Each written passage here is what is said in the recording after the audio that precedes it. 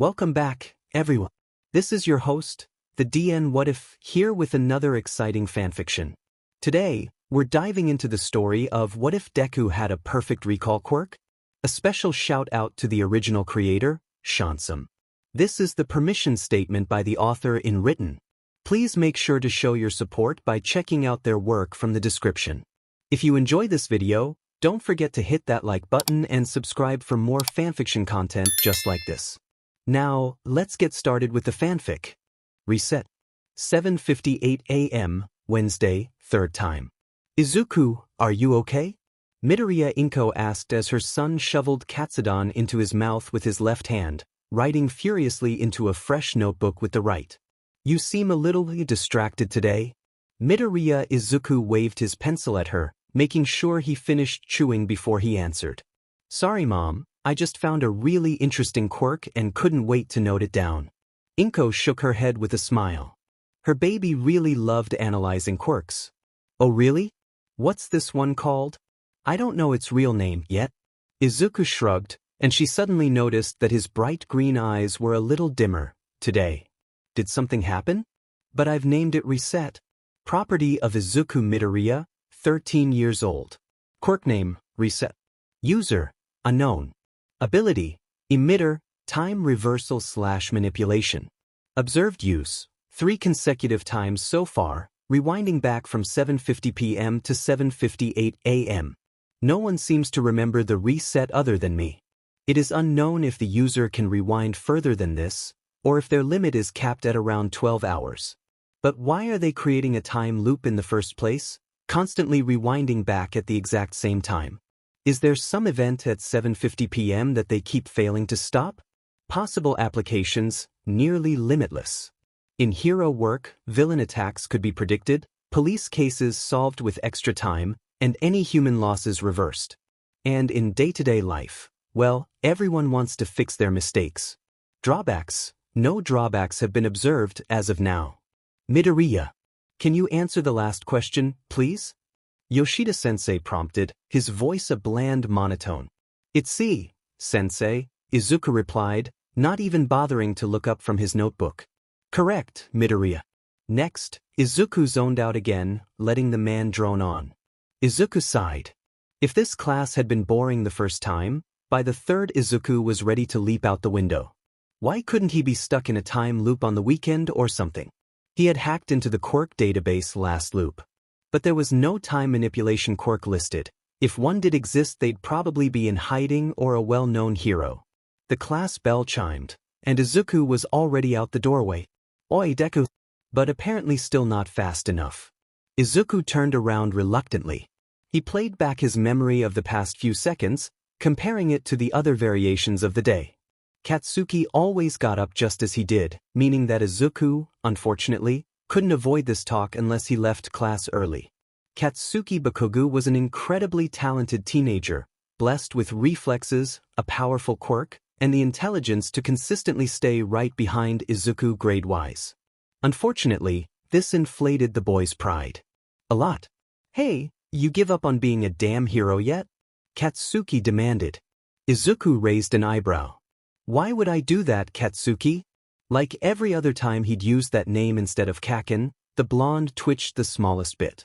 I don't know how many times I need to say this, you shitty nerd dash. But with that weak quirk, you'll just fucking die trying to do hero work? Izuku cut him off, imitating his gruff voice. Katsuki sputtered, caught off guard as Izuku used his exact words. Is that what you wanted to say? Katsuki gritted his teeth, switching tactics. Get a job as a quirk analyst or some shit, Deku. But as a hero, you'd be fighting quirkless? He didn't hate Katsuki. The boy wasn't really his friend anymore, despite how close their parents were, but at the same time he was looking out for Izuku in some condescending way. That didn't make it any less annoying. I'm becoming an underground hero. I won't be in those flashy fights anyway. And plenty of heroes don't have combat-related quirks. I'll use support gear. What about Auntie Inko?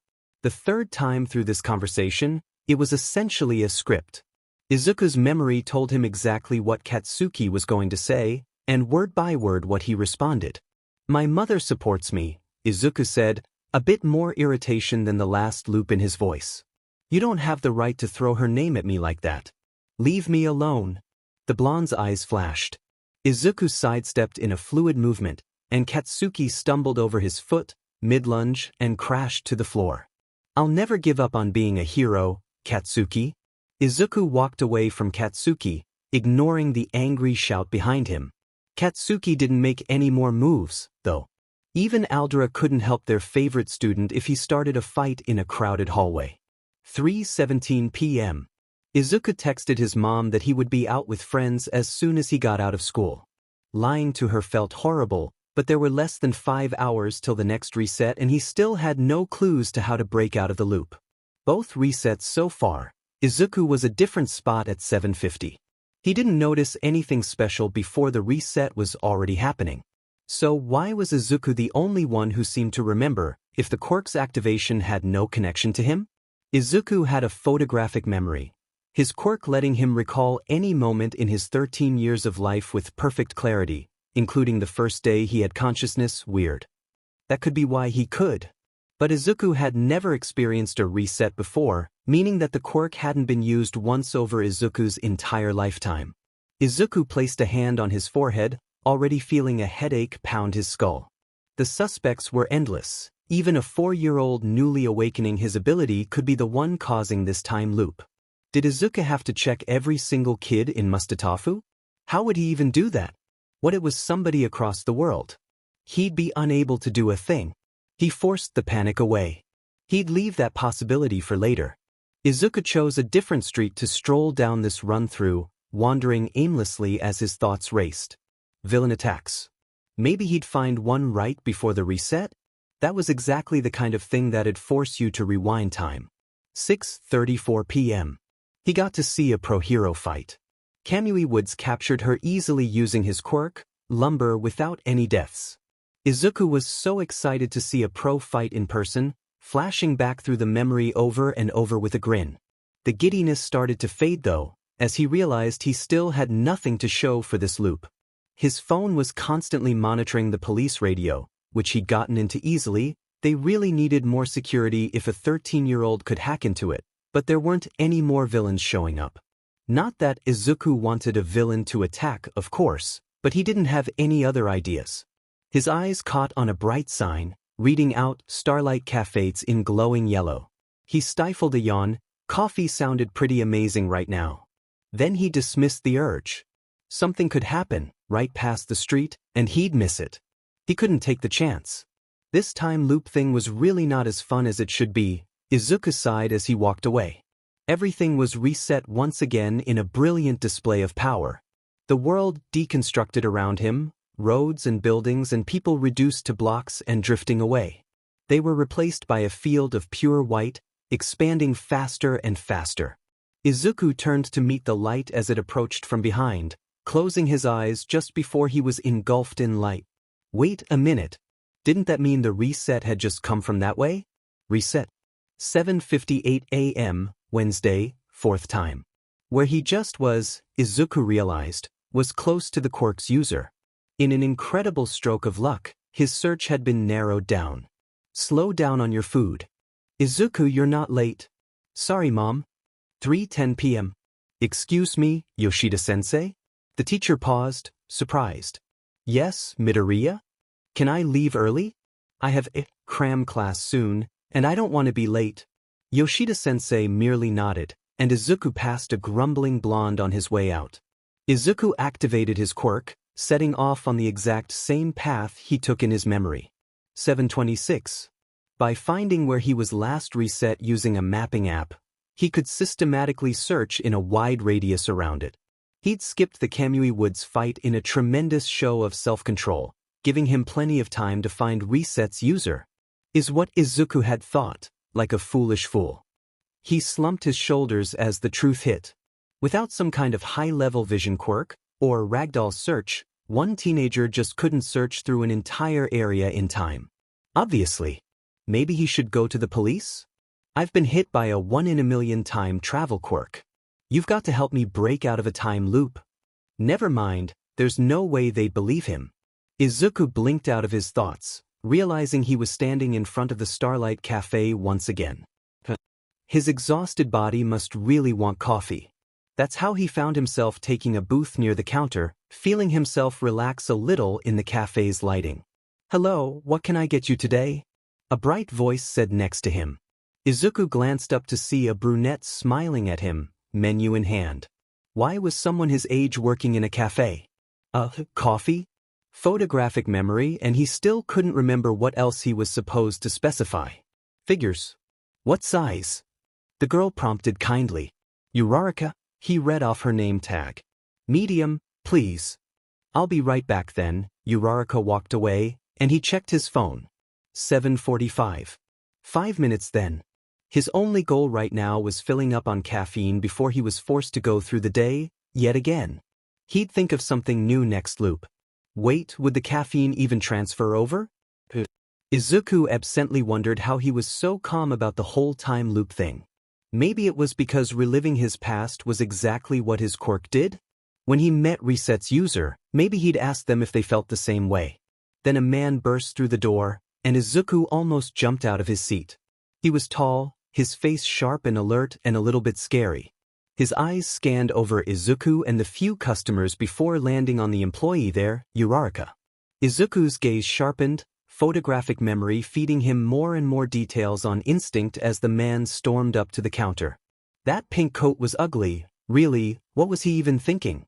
It clashed with those gloves and especially that knife. Oh no. You there kid. Hand over all the cash this cafe's got. He waved the weapon carelessly at Uraraka, a clear threat. A robbery, Izuku realized too late. Could Izuku take him down? He had some training, but he wasn't a licensed hero in any sense of the word. With no clue what the villain's quirk was, he'd just make things worse. The best thing to do, he knew, was to let the man take the money and leave, without hurting anyone. But it was almost 7:50. This robbery could be exactly what caused the reset. Uraraka's fingers were trembling, but she did as he asked and unloaded the cash register as Izuku and the rest of the customers watched, anxious and silent. The man grew more and more impatient as the counter filled with yen, tapping his fingers against the wood. Hurry up, I don't have all day here. His gaze wandered over the rest of them as he waited, and Izuku resisted a shiver when it washed over him. Then the villain's eyes narrowed on something behind him. Izuku felt his heart sink through the ground as a woman froze in her seat, her phone still held up to her ear. Did she just try to call the cops, in clear view of the villain? Damn it. Even he had more common sense than that. The man's face twisted into a scowl as he lunged, grabbing Uraraka. The girl let out a short scream and in a fluid movement, the knife was held up to her neck as his other arm gripped her elbow. What's the fucking deal, bitch? He tightened his hold on Uraraka, and Izuku tensed. Who'd you just call? Nobody, I swear. It was just my boyfriend Dash. Bullshit. The villain snarled. Izuku stood, hands up. He had to salvage this somehow. Why don't you just take the money and leave before the cops can even get here? This cafe's pretty new, so that's probably all she's got anyway. The villain met his very reasonable statement with a hard glare. That's all this shitty cafe's got? Well then, I don't need this brat. The knife pressed harder into Uraraka's throat and perfect recall burned the image of a small drop of blood dripping slowly down her neck, deep into Izuku's mind. And then Izuku was moving before he knew it. He elbowed the man's knife arm, pushing it away before his palm struck his chin. The villain stumbled back, and Izuku yanked Uraraka behind him in the opening. Why, no, Izuku said, willing his knees not to shake. He'd never been in a real fight before. Why don't you just leave? The villain laughed in his face. A kid trying to play hero, eh? What are you, 10? I'm 13. Izuku protested, indignant.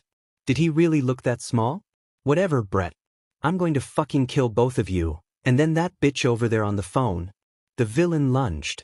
There was a dangerous villain who racked up dozens of kills a few years back, named Dagger, by the media. His knife-summoning quirk and skill were unstoppable for years until Miruko finally brought him down. Izuku flashed through the video in his mind. He ducked low under the first slash, twisting out of the way of the next. The man hurled his fist forward too wide, and Izuku sidestepped and kicked him in the ankle, just like Miruko would. The hell? Izuku deflected a heavy arm, his limbs already tiring, before punching him in the stomach. Why is this kid so hard to hit? Izuku grinned as he knocked the knife out of the villain's hand with a chop, letting it clatter to the ground before throwing a punch at the man's face. Gotcha, villain-san dash.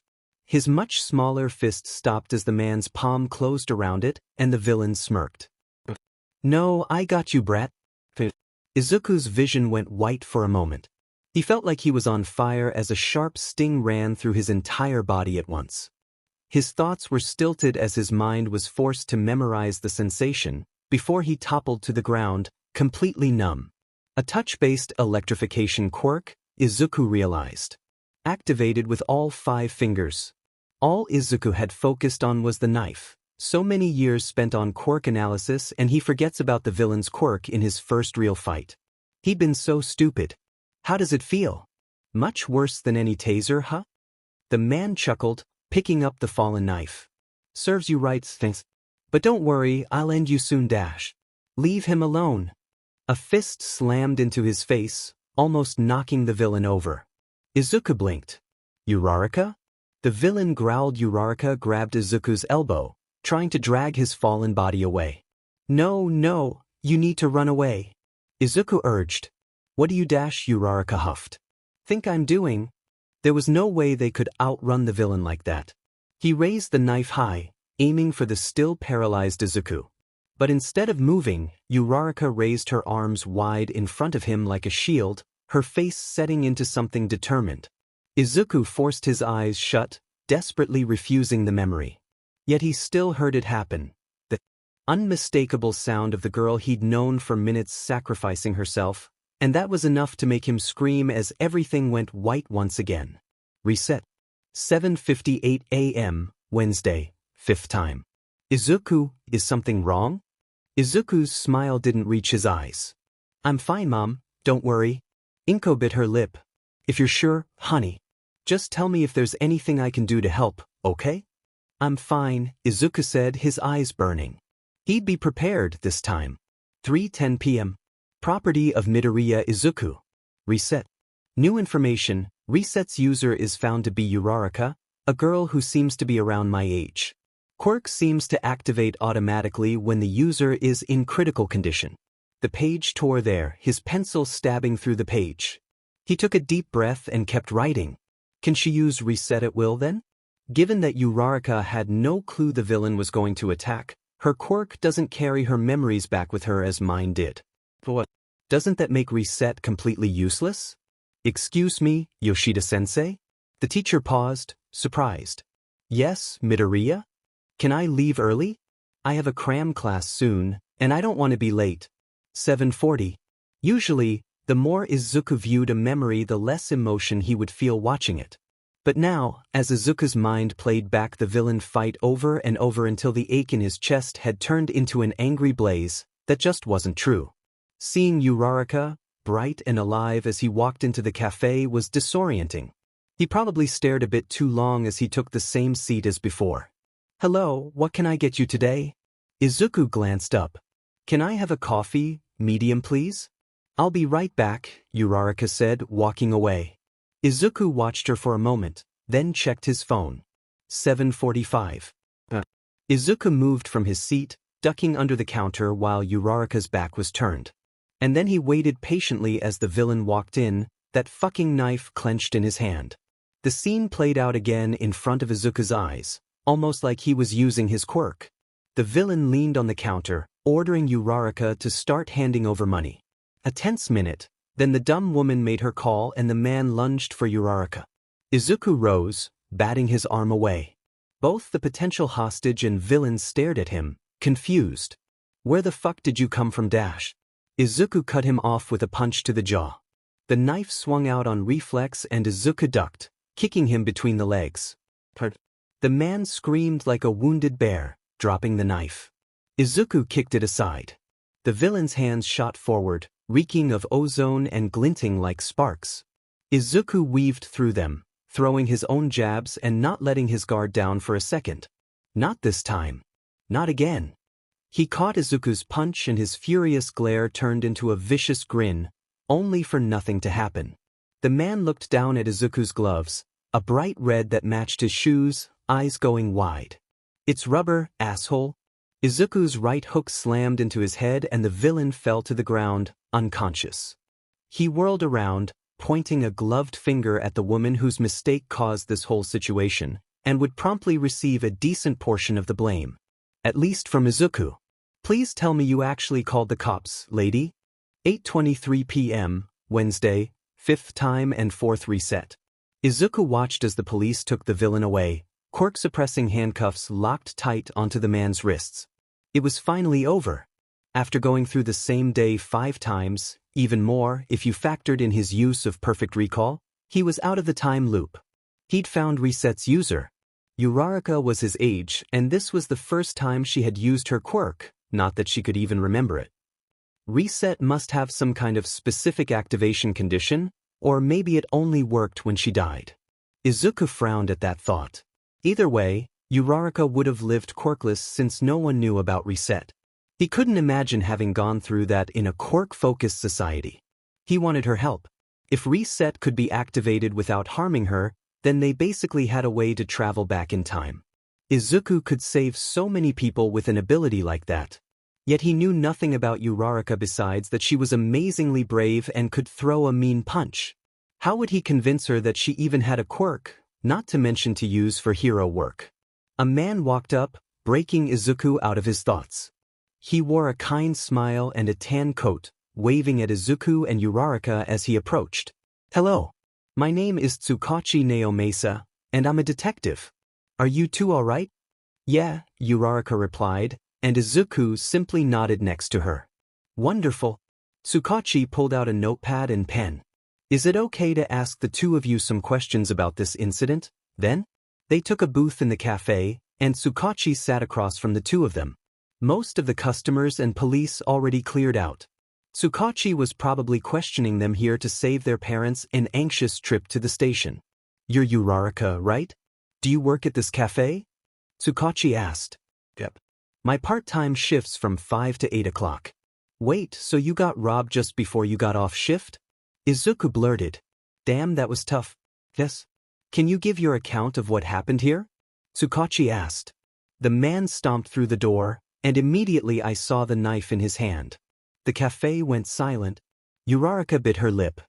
He demanded money, and I was terrified and handed the money in the cash register over. I was doing that thing, where you take really deep breaths. So you don't panic? And it helped, a lot, but he was being impatient. Uraraka, we can continue this another time. Uraraka shook her head. No, I'm fine. Anyway, so this woman in the back, the one who got that latte with so much sugar, tried to call the cops, but the guy noticed. He got kinda angry and tried to grab me, but then bam. Tsukachi's pen paused at the sound effect before it kept moving. This guy jumped up from under the counter and beat him up. It was so cool. From under the counter? Tsukachi glanced at Izuku. His actions were pretty odd without context, Izuku realized. He'd just been focused on saving Uraraka, and not at all what did it look like. It was weird for me too. Uraraka exclaimed. What's your name? Midoriya Izuku? Midoriya-kun Izuku blinked. Where'd that honorific come from? Came in shortly before Pink Jacket did. But before I could get him his coffee, the villain was walking in, and I don't remember seeing Midoriya-kun get under the counter. But anyway, Pink Jacket was losing to some really cool moves and then tried to use some kind of blue lightning, and Midoriya-kun stopped it with his rubber gloves. Uraraka paused, turning to Izuku. Wait, how'd you know to bring rubber gloves? Oh, that wasn't good. Tsukachi hummed. Yes, Midoriya. Why'd you bring rubber gloves with you today? I needed the gloves for school, a science experiment. Turned out pretty lucky for me, huh? Izuku shrugged, lying through his teeth. The index finger on Tsukachi's right hand moved the slightest bit. Izuku would normally have missed it, but the experienced detective was otherwise the perfect sign of control, calmly listening to their stories. Maybe Izuku was just being paranoid? I don't mean to pressure you here. But why were you behind the cafe's counter? Do you have some kind of precognition quirk? Izuku winced. It's a little embarrassing, so I didn't want to say. I walked around the counter to ask Uraraka-san something, but that's when Pink Jacket came in. So I ducked under before he could see me. The finger twitched again. I was right there when the villain grabbed for Uraraka, so I had to help her. He had a knife. Izuku didn't need to put on an act here. He'd truly been terrified for her. He couldn't let her die again. I could tell he had an electricity quirk from the smell and sparks, so I put on my rubber gloves. Tsukachi-san, am I going to face vigilante charges? Izuku was sure the finger didn't move an inch after that statement. But you're very good at thinking under pressure, Midoriya. Taking on a villain is no easy feat, Tsukachi praised. Don't worry about charges. This was clearly a case of self-defense, and according to the other witnesses, neither of you used a quirk. I've never seen Kamui Woods in person before, Izuku suddenly said. Tsukachi stared at him, confused. What? Izuku lied, and the index finger on his right hand moved. He didn't, and the finger stayed still. The twitch was so ridiculously small that Izuku's photographic memory only caught it after he reviewed the times where he lied. The detective must have endlessly trained the tell out of himself, but he couldn't remove it completely. And, well, Izuku doubted he was trying his best for two teenagers. Izuku had no idea how it worked, but the effect was clear. Lie detection, a perfect quirk for a detective. The information wasn't much use to Izuku now, unfortunately, now that he'd already lied about the most important parts. Sorry, I just heard about his villain fight today. He's amazing, Izuku said. Do detectives got to meet heroes often? That must be really cool. Tsukachi smiled. Yeah, we do. For us cops, the hero worship fades a little after years of working with them, but they're still neat, aren't they? Who's your favorite hero, Midoriya? If you asked me when I was little, I would have told you it was Be All Might, and the way he could save everyone with a warm smile on his face, Izuku said. But now, I think I'd say Sir Knight. Tsukachi raised an eyebrow. That's a rare one. Despite being All Might's sidekick, he isn't very well known. May I ask why? I think I can imagine myself with the same kind of investigative focus in heroics. And his quirk is amazing, isn't it? The detective chuckled. You're right about that, kid.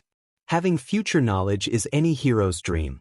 Tsukachi waved as he walked out of the cafe. Would he care to investigate Izuku's lies? Or would he just dismiss Izuku as a weird teenager? Here. Izuku turned to see Uraraka, holding a cup of coffee out in her hand. Thanks. He didn't expect her to remember, especially after all of that. Uraraka smiled. You saved me, it's the least I can do. But all of that, do you really not have some kind of precognition quirk? I heard you mention Sir Knight. Izuku opened his mouth then hesitated, taking a sip of his coffee. It's pretty complicated. Izuku started. But if you're free tomorrow, Uraraka-san, I could try to explain. Uraraka pouted. Making me wait, I see. I'm curious now. Fine then, does lunch work for you? We can meet here. 12:34 p.m., Thursday. Uraraka sat across from him in the booth, as the people buzzed around the full cafe. Black gloves covered Uraraka's hands, yet left two of her fingers exposed. So, what's your quirk? Uraraka asked, leaning forward eagerly. Something super complex? Nothing that special. Izuku tapped his temple. I never forget anything I've lived through. Wow. That must be so useful. Uraraka exclaimed. Never forgetting anything you need to do. And you can study so easily. Yeah. What about yours? Izuku asked, a little hesitant. He didn't want to force her to admit she was quirkless, but... Oh, it's called zero gravity. Uraraka chirped brightly. Izuku blinked. Wait, what? She took her gloves off, grabbing the water bottle in front of her. Izuku watched, stunned, as a pink glow surrounded the bottle before it seemed to float in the air. Release. The water bottle dropped to the table. Cool, isn't it?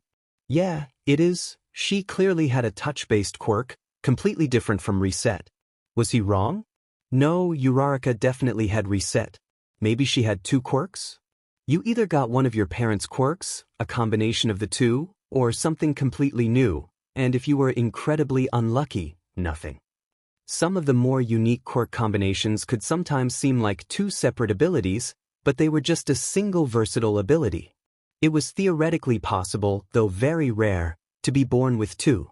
And if a quirk as insane as Reset existed, then Izuku couldn't disregard the fact. I think it'll be easier to show you. Izuku held out his hand.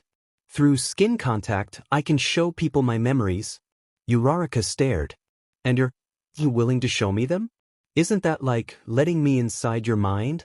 Well, yeah, that's what I said, Izuku said. Was he missing something?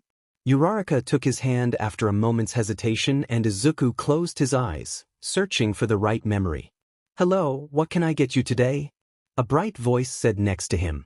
Izuku glanced up to see a brunette smiling at him, menu in hand. Huh, why was someone his age working in a cafe? A coffee. Photographic memory, and he still couldn't remember what else he was supposed to say. Figures. What size? The girl prompted kindly. Uraraka, her nameplate read. Medium, please. I'll be right back then. Uraraka walked away, and he checked his phone.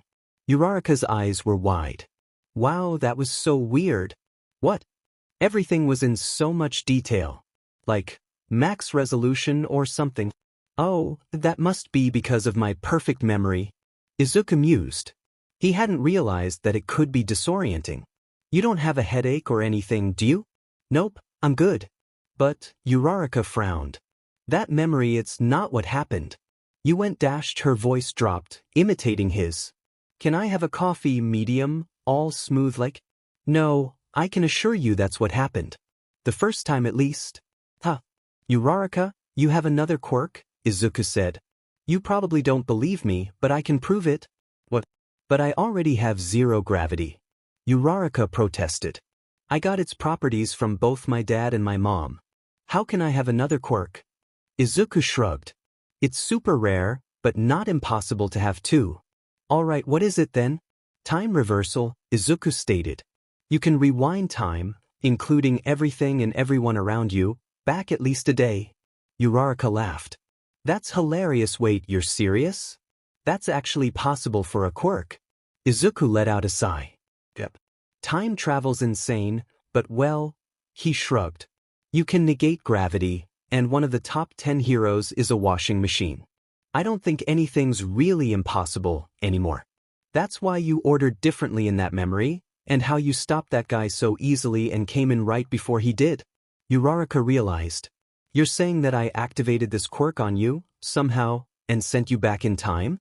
Izuku blinked. He didn't expect her to catch on that quickly, not to mention go along with his crazy story. Kind of, but your second quirk isn't target-based.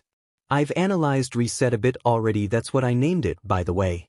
You can change it if you want. Uraraka sounded it out. Reset. That sounds cool. Instead of sending people back in time, it rewinds the entire world back to a specific point. Uraraka's eyes went wide. The whole world? Are you sure? Izuku nodded. Otherwise, the area around you wouldn't match up, time-wise, and it wouldn't make sense. Not to mention that Izuku wasn't anywhere near her the other times. But anyway, you rewinded me back a day, so I came into the cafe knowing exactly how to stop the villain dash. Uraraka held up her hands. Wait, go back. What happened the first time? Then, it didn't end as well. Uraraka nodded. So something pretty bad must have happened, probably to me. Nothing else would have triggered this quirk that I've never even noticed before. Izuku barely hid his flinch. But then, why don't I remember it? Uraraka tapped a finger against her chin. If I activated the quirk, I should remember, right? Your quirk is a perfect reset, Izuku said. It rewinds everything back, including your memories. Then isn't it completely useless if I can't remember what I've erased? I'd use it only to repeat the exact same mistakes over and over again. But then why do you remember? Uraraka trailed off. My quirk, perfect recall, protects my memories. Since I always have complete access to my past, I can remember what happened in an erased timeline. That's why I wanted to talk to you. Both to tell you about your new quirk and ask for your help. My help? Uraraka tilted her head to the side. Sure, if it's possible. What? I haven't even said anything yet. You saved my life, Midoriya-kun. Of course, I'd hear you out. Well, alright then. Uraraka-san, are you aiming to become a hero? Yeah, I'll be taking the U.A exams in 2 years. Why? Izuku let out a sigh of relief. That makes things easier. I'm going to be a hero too. Essentially, I want to make a deal. I'll help you study, train, and figure out your new quirk, reset, and analyze zero gravity as well. I'm pretty good at quirk analysis. In return, I want to use your quirk to save lives, and stop or even prevent villain attacks altogether with the advantage foreknowledge gives me. Uraraka didn't say anything for a minute, deep in thought. Izuku waited patiently, watching the girl in front of him mull it over. My parents own a construction company. Uraraka started. So I know a few things about business deals and contracts. I can tell you're brilliant, Midoriya-kun, and if I really do have this second quirk, so I'll gladly agree to help you to use it for our future hero work. Izuku opened his mouth, but before he could speak Uraraka raised 2 fingers. Her eyes narrowed. But all of that? It's entirely in your favor. I don't remember when I reset, you would be the only one able to make any decisions. And handing over that much power to someone I've known for a day is a lot. So I have 2 conditions. 1. Show me your memories of what I've erased. You don't have to show me every single thing that happened in your life, just the important events and stuff that made you want to reset. I also want to see things that deal with me. Uraraka paused. This is still so much power to give someone, but I think I'll trust you. 2. Show me everything that happened the first time I reset with Pink Jacket. I can tell it's not something you want to see again, but dash. Izuku let out a hollow laugh. Uraraka, I've used my quirk to remember that fight many, many times. I just didn't want you to see it. Look down at their still linked hands. But you're right, that's only fair. I agree, I'll show you what you forget from now on, and what you've already forgotten. Uraraka's lip suddenly quirked up, breaking the serious air. What? Izuku asked. You dropped the honorific, I wasn't expecting that. Oh, I didn't even nod it dash. Uraraka smiled. Don't worry about it. If you're right about this quirk thing, then we'll be working together a lot in the future. Just call me Ochako. There's no way I could call you that. Izuku exclaimed, cheeks burning. Uraraka giggled. Why not? Within moments, Izuku realized she'd changed the mood around them. I think I'll just stick to Uraraka, for now. Izuku smiled back. This memory is going to be a little long, and not nearly as fun, so try to brace yourself. He activated his quirk, and the cafe shop around them shifted. Uraraka gripped his hand like a lifeline, so tight that Izuku winced. Her face was pale. So that's how you knew to bring your gloves, Uraraka stated, her voice rough. The only other person Izuku had brought into his memories was his mom. He didn't realize Uraraka would experience everything the memory had to offer, including that very painful shock. Damn it. I should have warned you dash. No, I knew what I was getting into. Uraraka hesitated. That white light at the end. That's the reset thing you mean, right? Izuku nodded. And then I opened my eyes, and it's 7:58 a.m. again. All right. Uraraka stood up, letting go of his hand. Her own was shaking, the slightest bit. Thanks for sharing all that with me, Midoriya-kun. I think I need some time to process, though. Can we meet here again on Saturday? Sure, but for what? A hint of Uraraka's usual smile returned. Well, you wanted to analyze reset, didn't you? 10:22 a.m., Saturday. Emitter quirk, reset. User, Uraraka Ochako. Ability, reverses everything back to a certain point except my memories. Observed use, activates automatically on the user's death, but after seeing her other quirk it's possible that it could be activated otherwise. A reset floods everything in white light, appearing to deconstruct the world around the user.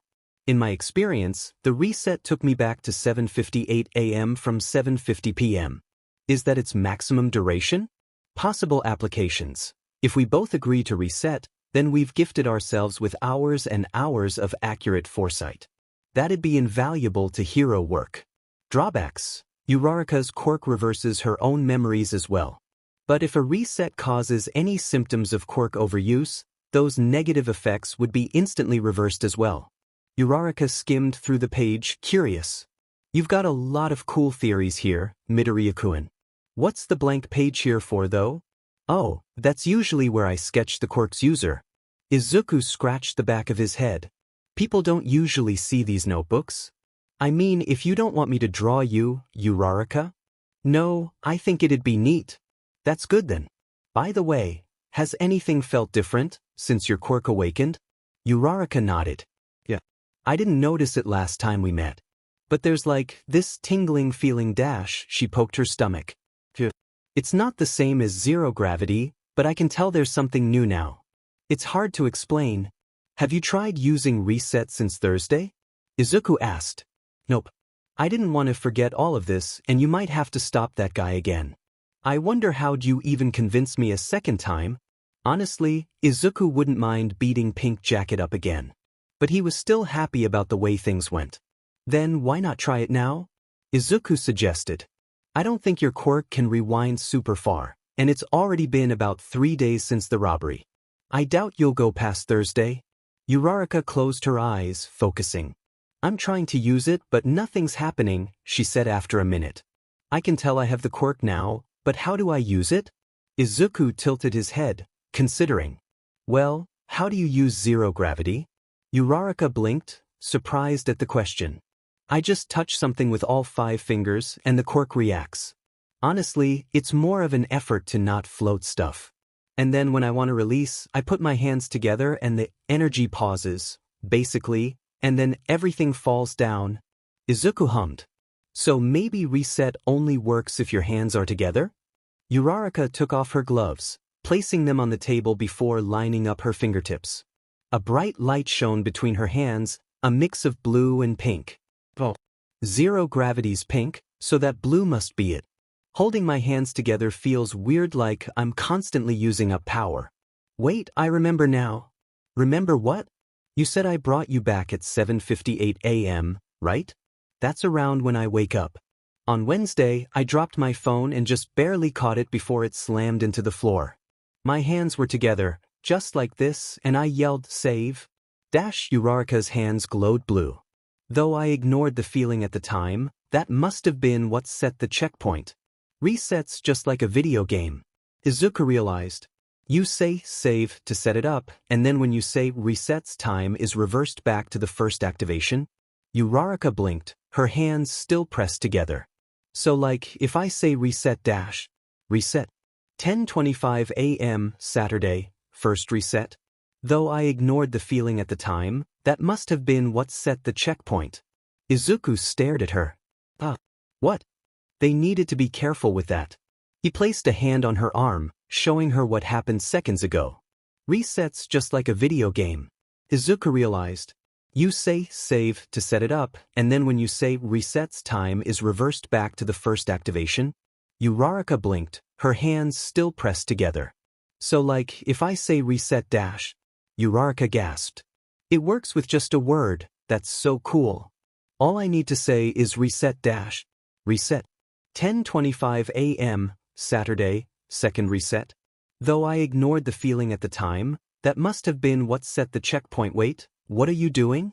Izuku grabbed her hands as soon as his consciousness returned, pulling them apart. Your quirk sets a save just like that, and if you say reset with your hands together, it activates? Izuku sighed. Uraraka looked down, sheepish. I can see what must have happened. Sorry about that. It's fine, we figured out how reset works now. Can you set another save, now that you know? Izuku let go, and she very carefully joined her fingertips. Uraraka tapped her phone. Alright. Save. Saturday, 10:25 a.m. Her hands glowed blue again. Logging the time is a nice touch, Izuku commented. Some of us aren't lucky enough to have a photographic memory like you do, so it's nice to keep track of it. Though I feel really tired now, for some reason. Saves must really tire you out, Izuku noted.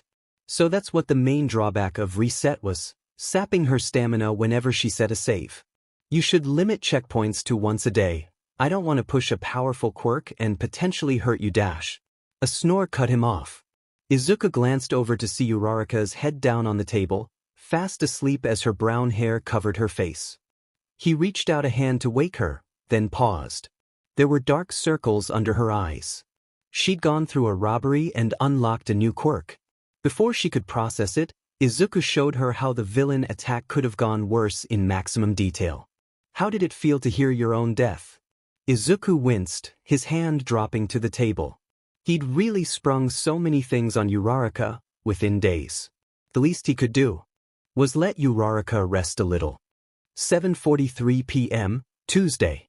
Mom, this is my friend. Izuku gestured at the girl behind him. Uraraka Ochako. Uraraka, this is my mother, Midoriya Inko. Inko stared at them for a moment, unmoving. Then she burst into a waterfall of tears. My baby's finally brought home a friend.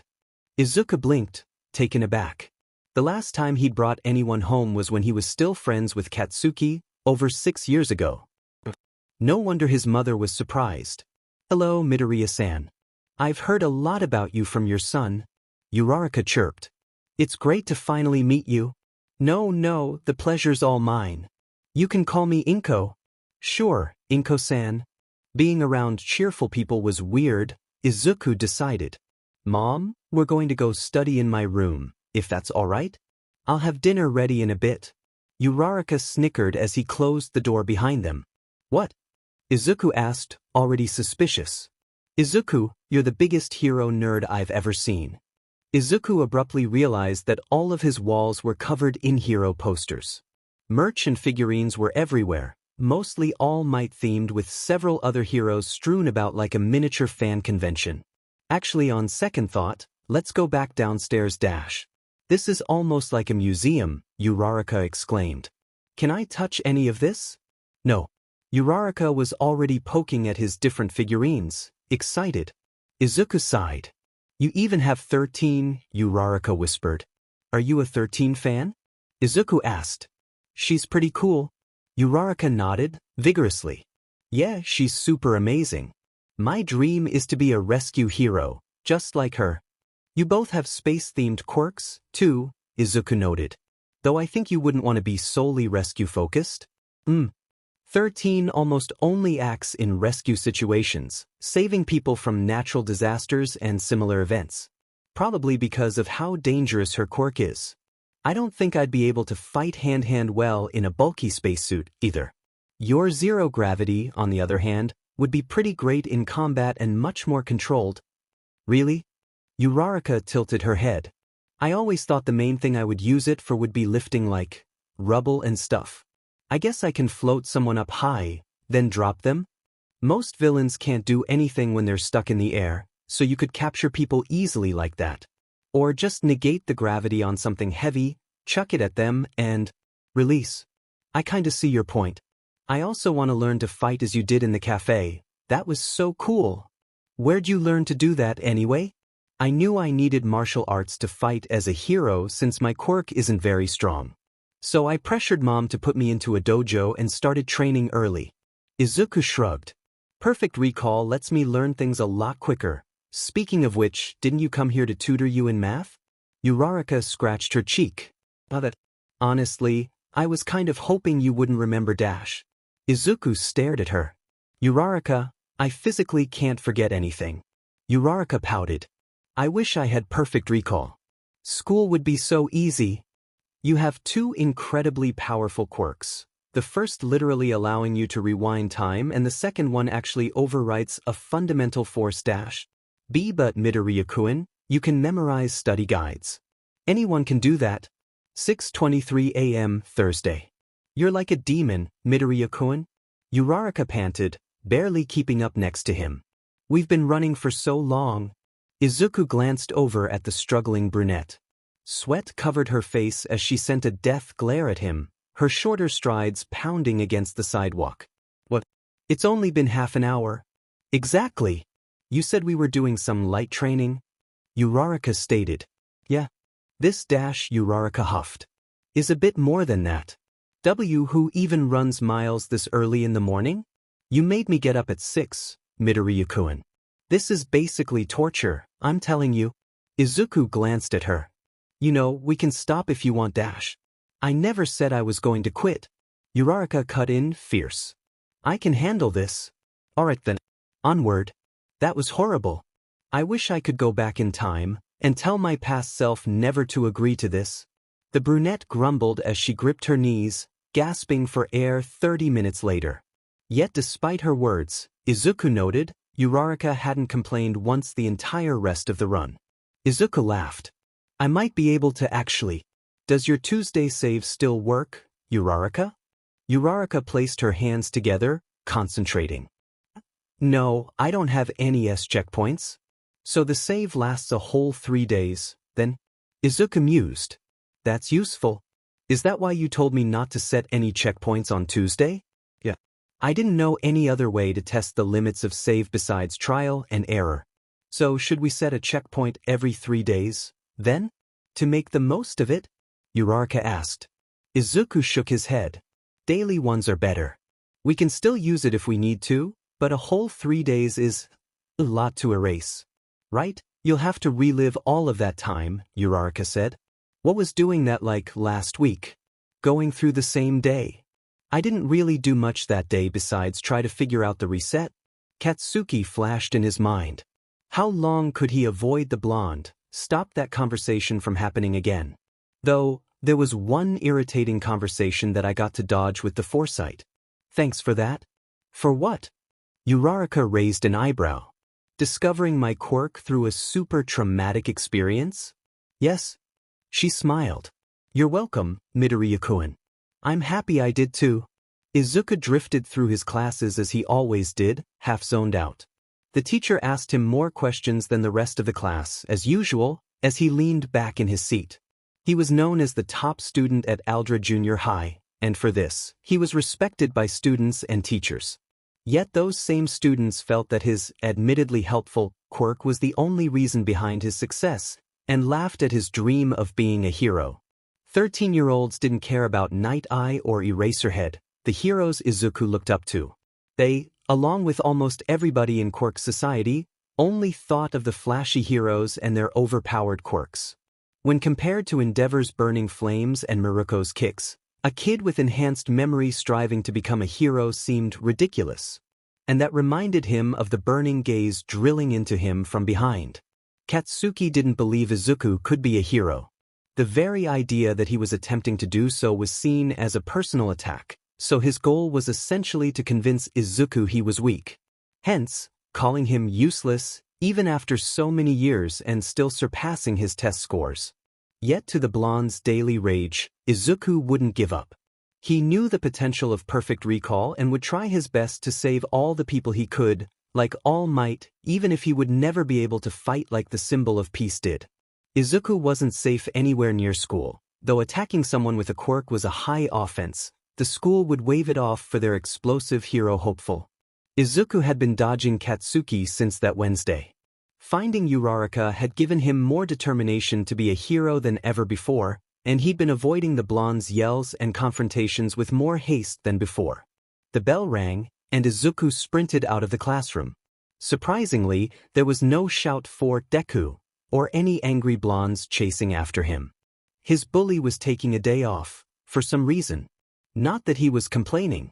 The teachers and other students didn't bat an eye anymore. When Izuku ran through the hallways, it would be funny if their uselessness wasn't so irritating. He broke through the doors, approaching gate within minutes. Katsuki leaned against the side of the gate, a smirk across his lips. It was the only exit, a wide school gate facing the center of Aldra Junior High. Where do you think you're going, Deku? Izuku stared at him, eyes wide. How did you dash? Katsuki barked out a laugh. I can fly, dumb. Izuku was so stupid. Why would Katsuki suddenly give him a break? You're fucking annoying to catch now. Dashing out as soon as you can, like an annoying bug. But then I realized, why even bother chasing you? I can blast off the roof, and get here long before your useless ass. So now, Dekadash, Katsuki's grin grew wider. We can finally talk? Izuku forced himself to meet those red eyes. I'm not going to stop being a hero, Katsuki. Nothing you say can change that? Huh? What the hell could someone like you do as a hero? Katsuki mocked. Plenty of heroes have non-combative quirks, like All Might's sidekick. And I can analyze dash. Against anyone strong, like me, you don't stand a chance. You're weak, useless. Are you going to run away from all the villains, Deku? Izuku felt something inside of him finally snap. So you finally admit you're the villain here, Katsuki? The smile fell off Katsuki's face. What did you fucking say? Attacking civilians with your quirk, willing to cause harm. Isn't that exactly what a villain does? The sharp words tumbled out of Izuku's mouth, and Katsuki's eyes flashed. It was only years of martial arts that saved Izuku from that first right hook as he ducked, eyes wide. He deflected a kick and leaped back, frantically dodging punches. Katsuki was relentless, angrier than Izuku had ever seen him. Izuku couldn't fight Katsuki, meaning he had to escape. A desperate plan formed. Izuku bent low and twisted under the next explosive palm. It grazed his shoulder as he unslung his backpack and swung with all of his might. Katsuki blew up Izuku's bag in a burst of power on reflex, and the whirlwind of papers blinded him enough for Izuku to sprint past him. Something tore into his leg as he ran, like several sharp stabs, but Izuku didn't let himself stop running as adrenaline flooded his veins. He heard Katsuki scoff behind him as he sprinted out of sight. See what I mean? All you can do is fucking run. 6:30 a.m. Friday. He was used to hiding his burns from his mother, treating them himself out of sight. His mother was old friends with the Bakugas, and Izuku didn't think she even realized how bad his relationship with Katsuki was now. Dinner with the Bakugas was horribly awkward. Izuku forced a smile on his face as he jogged next to Uraraka, his bad leg screaming at every step. He treated it as soon as he got home, and while losing another backpack sucked, Katsuki's parting shot hadn't done as much damage as he'd expected. It would still hurt like hell for a while though. Good thing Izuku had a ridiculous pain tolerance. You're already getting better at pacing, Uraraka? Izuku praised. At this rate, you'll be as fast as me in weeks. Uraraka simply stared back at him. Midoriya-kun, are you okay? Yeah, I'm fine. You're a really good liar, but your smile is still super fake. Uraraka frowned. Just like that time the detective talked to us. And you're limping right now too. Are you hurt? Clearly, Uraraka Ochako was far more observant than he gave her credit for. Izuku shrugged. I got in a fight and kinda hurt my leg dash. Uraraka grabbed his arm, forcing both of them to a stop. What? And you just ignored that and went running? Yeah. What happened? Izuku rolled up his pant leg in response, and his friend hissed at the bandages wrapped around his knee. My longtime bully has an explosion quirk. He cornered me after school yesterday. You can probably tell what happened. Uraraka's eyes widened. He attacked you with a quirk like that? But that's illegal. Was he arrested? Izuku shook his head with a sigh. He's intelligent, driven to become a hero, and has an incredibly powerful quirk. Nothing's ever going to go on his record as long as he's careful. I always run away, but sometimes I don't get away in time. That's horrible, Midoriya-kun, Uraraka murmured. Now you know why I'm so good at running. Izuku joked, but Uraraka didn't respond, deep in thought. A long moment passed as Izuku stood there, watching the now silent girl. Her dark brown eyes were fixed on the ground, as her fingers pressed together subconsciously a habit from her quirks. He was tempted to poke her cheeks, just to see if that ever-present blush would change. Maybe they were just pink spots? Do you want me to go back? Uraraka finally asked. Did he? He could definitely figure out a way to get past Katsuki if he could redo yesterday. But no, it's not worth it. This was something small, Deku getting caught by Katsuki yet again. He didn't want to solve all of his problems with a reset. All he needed to do was be faster next time. Uraraka bit her lip but didn't argue. You mentioned that you always ran away. Have you ever fought him? Of course not, Izuku answered instantly. A river of memories poked at his mind. All the times he'd defended another kid from Katsuki, all the times they'd argued about heroes. All the times he'd run away from the blonde. It's Katsuki. I've known him for 10 years, he never loses. He's way too strong and has a ridiculously powerful quirk. I'm too weak dash. Wrong. Huh. Uraraka crossed her arms over her chest, firm. You're super strong, Midoriya-kun. Uraraka declared. Izuku blinked. I am? You saved me a week ago. You don't seem to think it was anything special, but to me, that was so cool.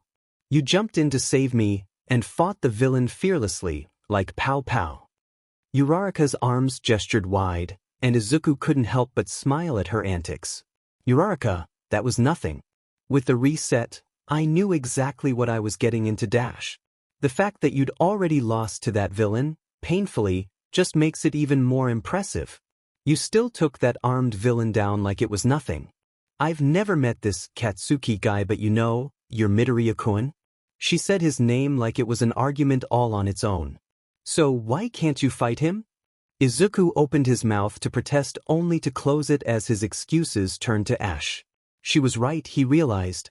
A full decade spent running away from Katsuki, and despite all of Izuku's resolve to become a hero, not once had he considered fighting back against the blonde. Why couldn't he? 3:40 p.m., Monday. Equal parts anxiety and confidence, Izuku strolled up to the gate to face his enemy. He got some worried glances from the students he passed in the hallway, yet his mood didn't falter. He knew his chances of beating Katsuki weren't very high.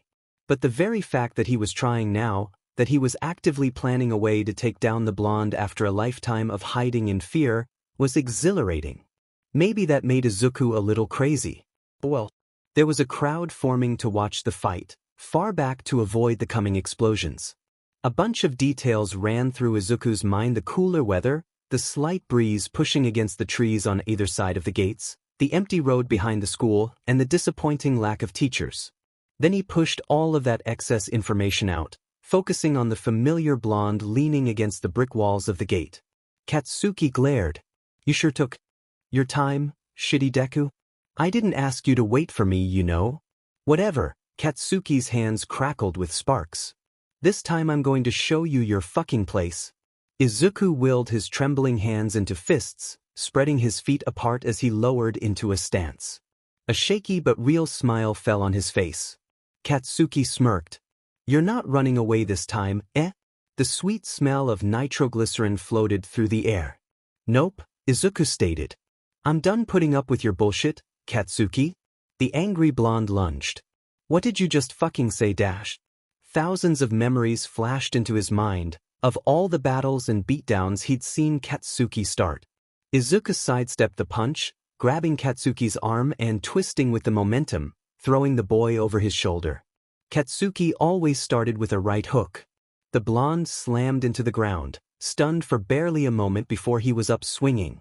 Izuku leaned back from an uppercut that grazed his nose, ducking under another punch. Stay still and die, Katsuki demanded, his attacks getting faster and faster. No thanks. Izuku shot back. Izuku slapped a fist down with his palm, snapping upward in the same motion to uppercut Katsuki's jaw. He followed it up with a roundhouse kick, only to have his red sneaker burned away by an explosion. Damn, he loved these shoes. Off balance, Izuku barely hopped out of the way of a blast that carved into the ground. Katsuki swung forward in another right hook as Izuku raised his arms to block, only to fall for a feint, a fiery punch slamming into his chest with a sharp sting. He hit the concrete and rolled to his feet, another hook already sailing for his face. Izuku stepped out of the devastating arc, but an explosion propelled Katsuki's elbow back towards him like a spring to strike his head. The blow was a painful jolt that made him see stars, almost knocking him out. But Izuku gritted his teeth and refused to fall. Katsuki grinned, full of malice. You're still standing, huh? Then I guess I need more fucking firepower. The more he fought, the more Katsuki sweated, and therefore the stronger his quirk got. After a few minutes, his explosions were powerful threats that Izuku couldn't afford to take head-on. The blonde cupped his hand now, filling it with bright light. Izuku's eyes went wide, knowing what was coming next. He'd have to time this perfectly. Die! Katsuki yelled, throwing his largest explosion yet.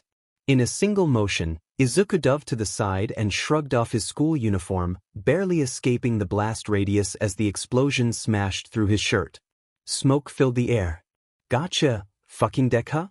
Shreds of black fluttered down, revealing no green-haired boy. Izuku had watched thousands and thousands of videos of his favorite hero and his devastating punches. That's how he knew that contrary to popular belief, every one of All Might's punches was completely controlled, showing off a powerful, honed boxing technique. Izuku focused on that now, a punch born from decades of heroism, overlapping an image of himself with All Might as he worked to keep track of every single muscle despite their difference in size. Where did the attack start? Where did his arm need to twist forward? Perfect recall made learning martial arts far easier.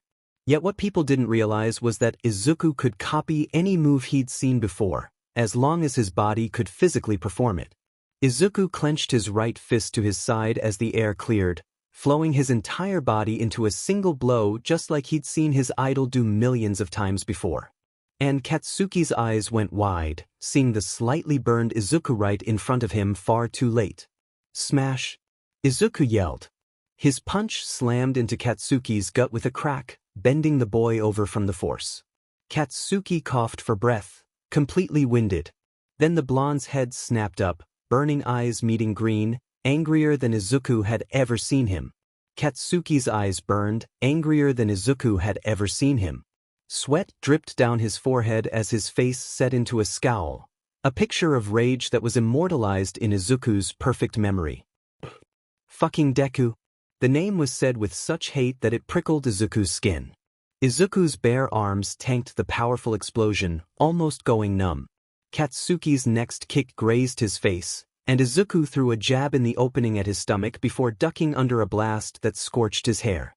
They were both starting to tire, yet neither slowed down, throwing attack after attack. The smash had been his trump card. Punching like All Might was effective but quite straining on his arms. But Katsuki had shrugged it off and kept going. He really was incredible, Izuku noted as the blonde deflected another kick instantly. The blonde fought wild, nearly unpredictable, and his reflexes were insane. There was a reason he never lost. Katsuki blasted over Izuku's sweep, landing behind him and nearly blowing a hole into his back. Izuku hissed in pain, the t-shirt doing nothing to stop the blast. From an outside perspective, Katsuki's quirk would only get stronger as the fight drew on, putting Izuku at a clear disadvantage as the fight drew on. Explosive palms, thrown elbows, ranged blasts, aerial acrobatics, kicks. It fell into a pattern that Izuku's mind tossed and turned over, analyzing. Then it finally clicked, and Izuku smiled. Izuku saw the next punch coming, batting it away. He sidestepped a large blast, wincing at the heat as he rolled under another kick. Next, Izuku kicked Katsuki's palm up, completely diverting the next explosion. How dash another fist only grazed Izuku's cheek as he dodged. Are you doing that? And why the fuck are you grinning like that? Katsuki yelled, frustrated. This was the first time Katsuki had truly fought Izuku. Izuku, however, had been attacked by the blonde many, many times before. And with the new application of experience, the wild, nearly unpredictable enemy was now predictable. After fighting this long, he'd finally gotten a decent analysis of Katsuki's fighting style. And now he just needed to counter it. A right hook too wide and Izuku stepped in, landing a fierce uppercut. A replica of Eraserhead's kick struck Katsuki's side, and while he reeled from the strike, Izuku swept out his legs from under him. With both palms now aimed down, Katsuki fired off a massive explosion into the concrete, which Izuku had already leaped straight up to dodge. Izuku rose above his enemy, raising his leg high for Miruko's iconic move before swinging down. The powerful axe kick crashed into the back of Katsuki's head like a meteor falling to earth, slamming his face into the concrete. Lunafall. Izuku landed on unsteady legs, surprised when his opponent didn't get up. The world flooded back to him, the wind he hadn't even noticed, the ache in his entire body, the crowd that was so silent all Izuku could hear was his own panting breaths. He looked closer, making out the rise and fall of Katsuki's back. He really was unconscious. Izuku blinked, incredulous, glancing up at the stunned students around him. That really happened. He just fought Bakugo Katsuki. And won. 4:21 p.m., Saturday. Midoriya-kun? Yeah. Why are we in a junkyard? That was a pretty accurate term, Izuku thought. Mountains and mountains of trash surrounded them. There was everything from thrown-away plastic cans and other small items to large appliances, like the ruined fridges strewn about. Izuku could even make out a rusted car, somewhere near the middle of the mess. Izuku held his arms out wide. Welcome to Dagobah Beach. A beautiful tourist spot dash. Uraraka pinched her nose. Oh my god, the smell dash. Beloved by the community for decades, until they started using it as a junkyard. Now it's just sad. Why are we here? Well, it's simple, Izuku said cheerfully. We're going to clean it. But how? Look at all of that trash, Midoriya-kun. Are we going to do all of it ourselves? Uraraka stared at him. But why? We'd get plenty of strength training, carrying all of this stuff out. And the super heavy stuff dash, Izuku pointed at the broken car. We can use to train your zero gravity. No one's going to complain about our quirk use here. Can't we just go to a gym or something though? Uraraka asked. We could. Izuku looked out at the ocean, barely visible through the heaps and heaps of garbage piled up. But I mean, don't you want to see what the beach will look like once it's clean? I bet it's beautiful. A resigned sigh. It probably will be. But you do realize this is going to take ages, right? Izuku only smiled in response, handing her a pair of work gloves. 6:32 a.m. Thursday. 3 months passed in a simple routine. Time passage was always a weird thing for Izuku, especially with his quirk. It was nice to keep his day orderly, neat, so he could flip through it later like a book and sort it with the rest of his growing library. He could take a day off the shelf and hold it next to the week before, seeing all the little interesting differences between their pages. Izuku compared the view of the beach at the end of each day with the day before as they chipped away at the endless pile of trash, and he could feel the slow, steady progress like a changing picture. Hey, Midoriya-kun? Uraraka brought him out of his thoughts. Izuku glanced at his jogging partner as she easily kept pace next to him on the early morning street, most of Mizudafu still asleep in the growing light. Yeah. Why do you write in your notebooks? Uraraka asked. Izuku blinked, surprised, and she hurriedly continued. I get the analysis part, you're super good at that. But you can remember every single thought you've had. Couldn't you easily just keep them in your head, or something? Well, yeah. But it kinda helps the thoughts and ideas flow when I put them down on paper. I make sure to encode them all later, though. It'd be pretty bad if a villain read through some of my notes on heroes. Uraraka winced at the thought. Yeah. You've thought of ways to beat practically anyone. It's both amazing and vaguely terrifying. Izuku laughed. Thanks. I don't think anyone could beat All Might, though, even with some extra research. True. I mean, his punches literally change the weather. I know, right? And he's so fast too. They stopped at the intersection, catching some breath as the cars rushed by in front of them. Talking while running was tiring. What's his quirk called anyway? Uraraka asked curiously. I've never heard his name before, which is weird, because he's like the most famous man in Japan. Izuku shrugged. No one knows. Some kind of enhancement, obviously, but there's never been one so ridiculously strong before. There's Muscular, but that guy's transformation quirk has a visible effect. Who? This powerful villain who rampaged a few years ago. He could create and build his muscles, getting strong and stronger until he was this giant, powerful force. It took this combined team of heroes, some top 10, to take him down. That sounds terrifying. Yeah. Unlike muscle augmentation, All Might's quirk doesn't have any visible effect or condition, it's just pure power. Maybe he keeps it a secret because its drawback is something easy to exploit. I could see that being a thing. That much power might be tiring to use or something. Uraraka mused as the traffic light finally blinked, letting them cross the street. They slowly built up speed again, pushing off the curb together. Lots of villains try to kill him daily. It'd be terrible if they knew something like that. It's been years since a villain was strong enough to really fight All Might, though. Yet you wouldn't hear Toxic Chainsaw's name mentioned outside of hero forums. Izuku wondered how many dangerous villains faded into the background so easily. But Uraraka stopped in her tracks, causing Izuku to stop as well. He followed her eyes down to see a girl curled onto the sidewalk. They'd nearly tripped over her. Long blue hair fell down either side of her face, and she seemed comfortable despite the hard concrete. An orange tabby cat laid on her shoulder, eyeing them suspiciously. She was wearing the same black uniform he was, looking only a little younger than him and Uraraka. Izuku worried she was hurt, or something, to be passed out on the side of the road, but then he realized she was just asleep. Hello. Uraraka bent down and lightly poked the sleeping girl's shoulder. When she didn't even stir, Uraraka pushed harder.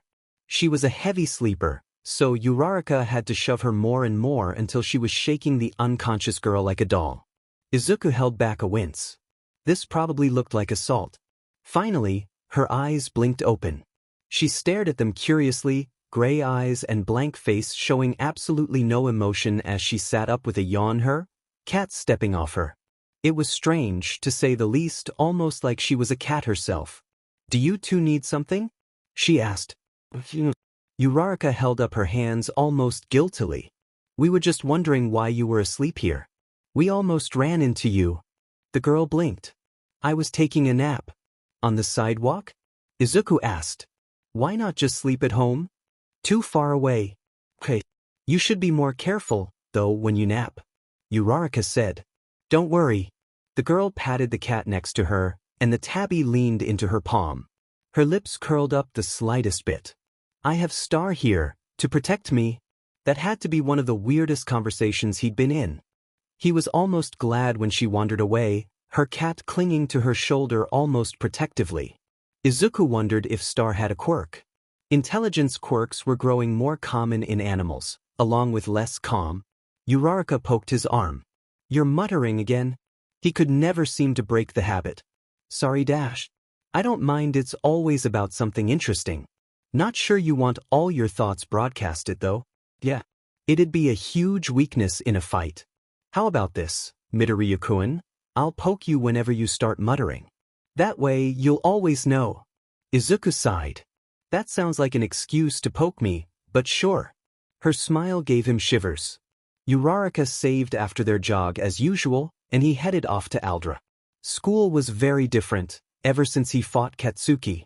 He got strange looks from other students, a mixture of awe and fear, sometimes even from the teachers. But no one bothered him anymore. Katsuki hadn't said a single word to him, turning into a silent presence that reminded Izuku of a dormant volcano. It was nice and peaceful overall, leaving Izuku to his thoughts and memories and half-hearted classwork. He drifted out of the school gates minutes after the bell, not having to run from anyone anymore. Izuku and Uraraka shuffled into their training on the beach, collecting and lifting trash and metal as the hours passed. Her weight limit had increased a little again, and she grinned when he told her. He invited her to eat dinner, and she agreed with an exhausted hum as they stumbled home, limbs filled with a satisfying ache. Uraraka was a common sight at the Midoriya household now, so Inko barely batted an eye when she ushered them inside. Uraraka started a riveting discussion on machi, of all things, and how it was the best food ever. She was wrong, katsudon was far superior. His mother's cooking was amazing as always, and afterward she went up to sleep as he and Uraraka plopped down on the couch to watch TV, full and content. Izuku smiled as he mentally added the book to his shelf, date labeled in neat, green script. Another great day. And then the news started playing, and Izuku's heart dropped to his stomach. Muscular breaks out of prison, 39 dead. The villain burst out of prison just earlier, a brief mistake by the guards quickly proving fatal. Muscular escaped easily with the use of his overwhelming strength and a few powerful leaps before ravaging the streets of Mizudafu. Uraraka stiffened next to him. Several heroes attempted to capture the villain so far, leading to severe injuries among heroes like Kemui Woods and the deaths of the W-Water Hose duo. The news anchor audibly stuttered, but Izuku couldn't blame her. The bits of news footage were pretty horrifying. Muscular's eye was covered in blood, a maniac grin on the hulking monster's face as he attacked heroes and civilians alike. Izuku really hoped no children had seen this live. Endeavor arrived on the scene, finally pushing him back, but the villain got away. Izuku tuned the rest of the broadcast out, his thoughts a mess. What were the chances? It was almost like they'd summoned a demon, mentioning him earlier. The attack happened while they were eating dinner. What would have happened if they'd spent just a little longer at the beach? Or if he let Uraraka walk home? He shivered at the thought. But wait. Izuku whirled around, grabbing onto Uraraka's arms and meeting her wide eyes. She was still frozen, almost in shock. He couldn't tell which of them was trembling. Uraraka, can you reset? Izuku urged. Back to that save this morning. I can fix this dash. He knew the exact time Muscular arrived, when he crashed into the formerly peaceful street like an angry meteor. Exactly when he needed to get there. None of those people would die if I stop him dash. No. Izuku stared at her. What? No, Uraraka said again, her voice firmer. You're going to rush right in there, right? Then what? You won't stand a chance against Muscular. None of those heroes did. I can't just do nothing dash. You'll die dash. And then you'll just rewind it, and I can try again. Izuku said, a little too sharp. It doesn't matter. The second he said it, he wished he could take it back. Uraraka's face crumpled, but her hands clenched tighter around his.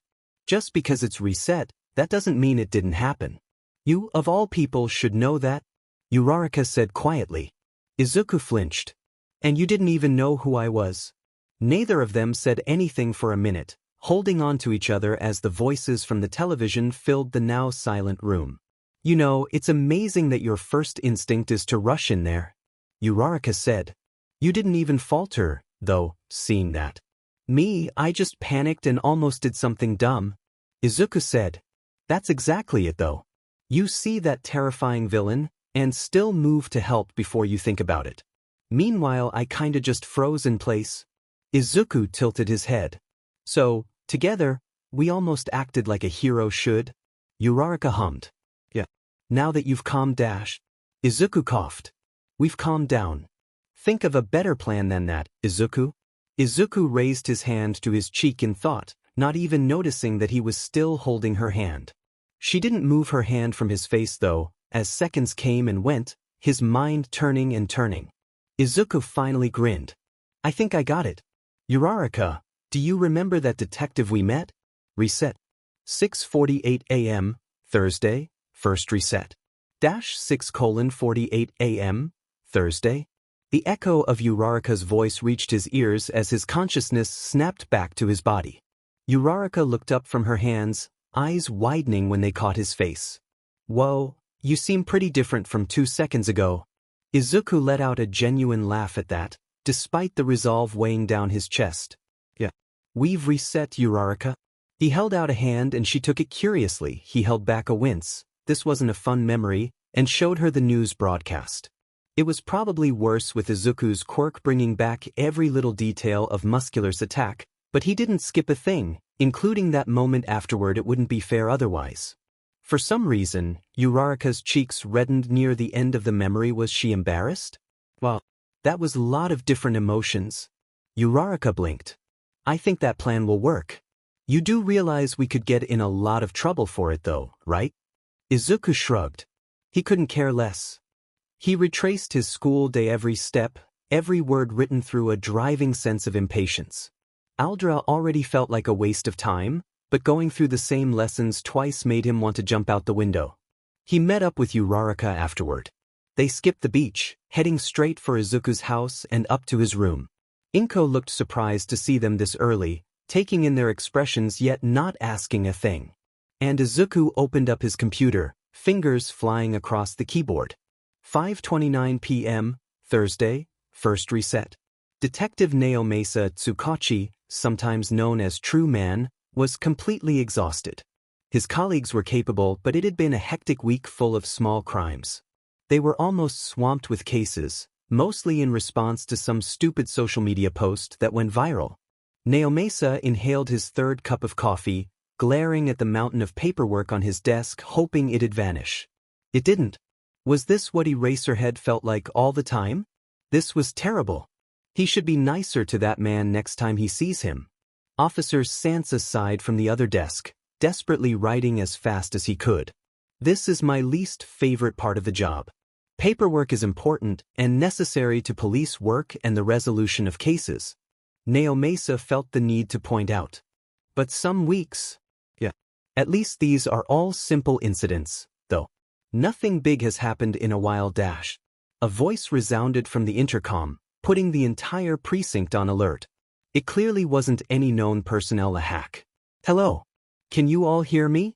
Every person in the room turned to the cat officer. Fuck. Sansa cursed. I just had to say it. I'll take that as a yes then. The voice said dryly. It was a woman, maybe in her 30s, but Naomasa had been around long enough to recognize a voice changer. Naomasa flicked a glance at Sansa, silently telling him to track the signal, and he nodded back. Who are you? Naomasa's pen tapped a steady rhythm against his forgotten paperwork. My name is Prophet. A codename. A vigilante? I'm here to deliver a tip. Why not go through the proper channels? Naomasa asked. This issue is time-sensitive. Plus, I needed to inform you, specifically. Without your quirk, Tsukachi-san, my message would be dismissed. His quirk wasn't. Top secret. He had to go through a lot to get it verified for court. But it wasn't exactly public knowledge either. We're all ears then, Naomasa said. What's this tip? My quirk lets me get visions of the future. Naomasa's pen paused in shock. Though it isn't the same as Sir Nightie's ability. I foresaw the villain Muscular breaking out of prison at roughly 6:30 p.m. and rampaging through Mizudafu. The heroes on patrol aren't strong enough to stop him. And to Naomasa's rising dread, all of that rang true. Sansa shook his head, not getting a trace. Naomasa expected that, from the clear, concise way they talked, this vigilante didn't seem like much of an amateur. How had he never heard of a vigilante before? Time-related quirks were incredibly rare.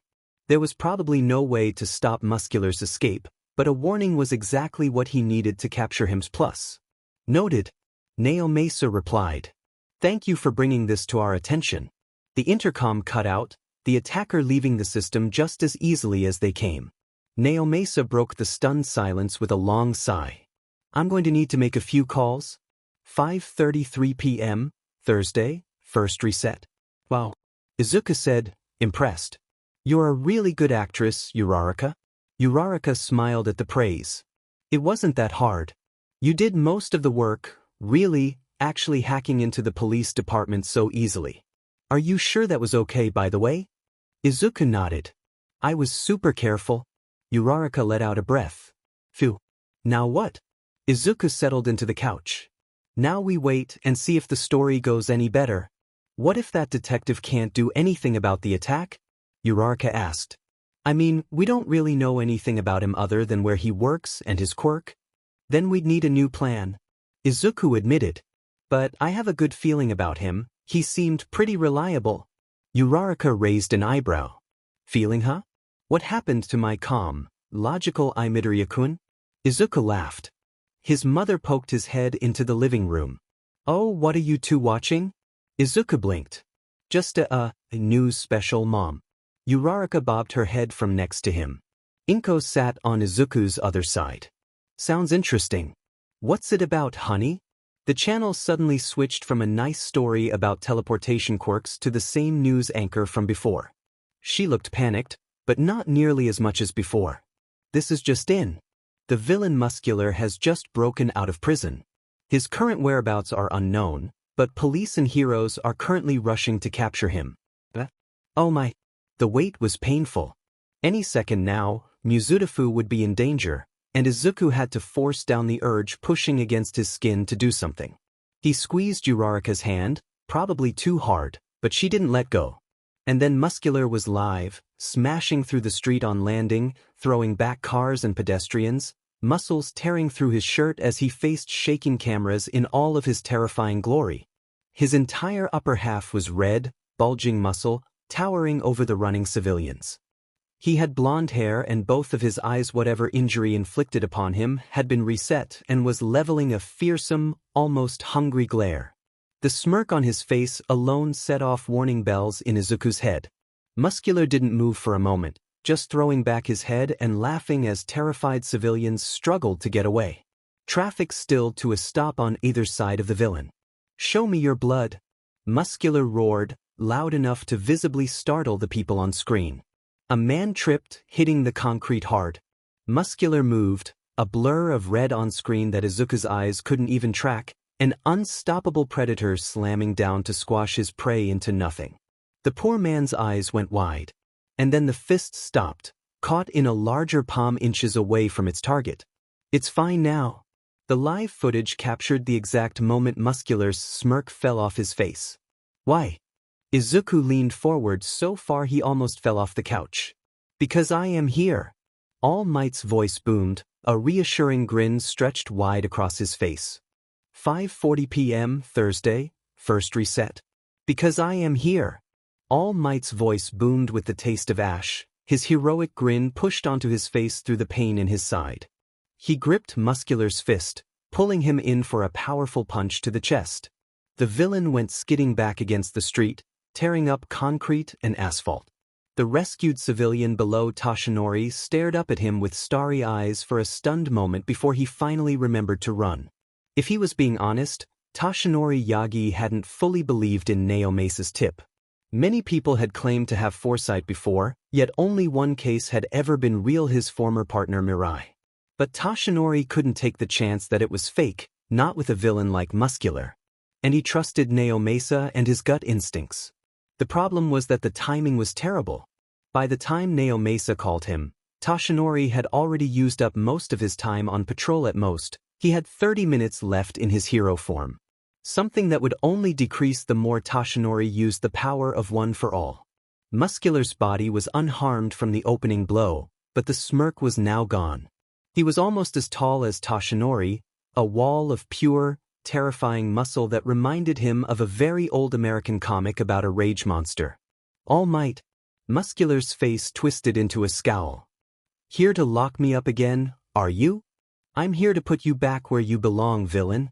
Toshinori replied, firm. He didn't even bother asking Muscular to surrender. He'd captured Muscular with Endeavor's help a few years back, easily. But that was before he killed All for One, before that crushing blow tore through his stomach like paper and he smashed his enemy through the ground in return. Muscular was powerful and bloodthirsty, killing everyone he came across to prove his own strength and power. Fighting the man weakened and alone wasn't exactly ideal. You want to put me back in there? Do you know how long I've been waiting for this, sitting in that fucking cell with my awesome quirk suppressed? I finally get to rip you apart, Muscular said, his arms bulging with power. The malice rolled off him in heavy waves. You've killed countless innocents out of pure evil. Toshinori's eyes narrowed.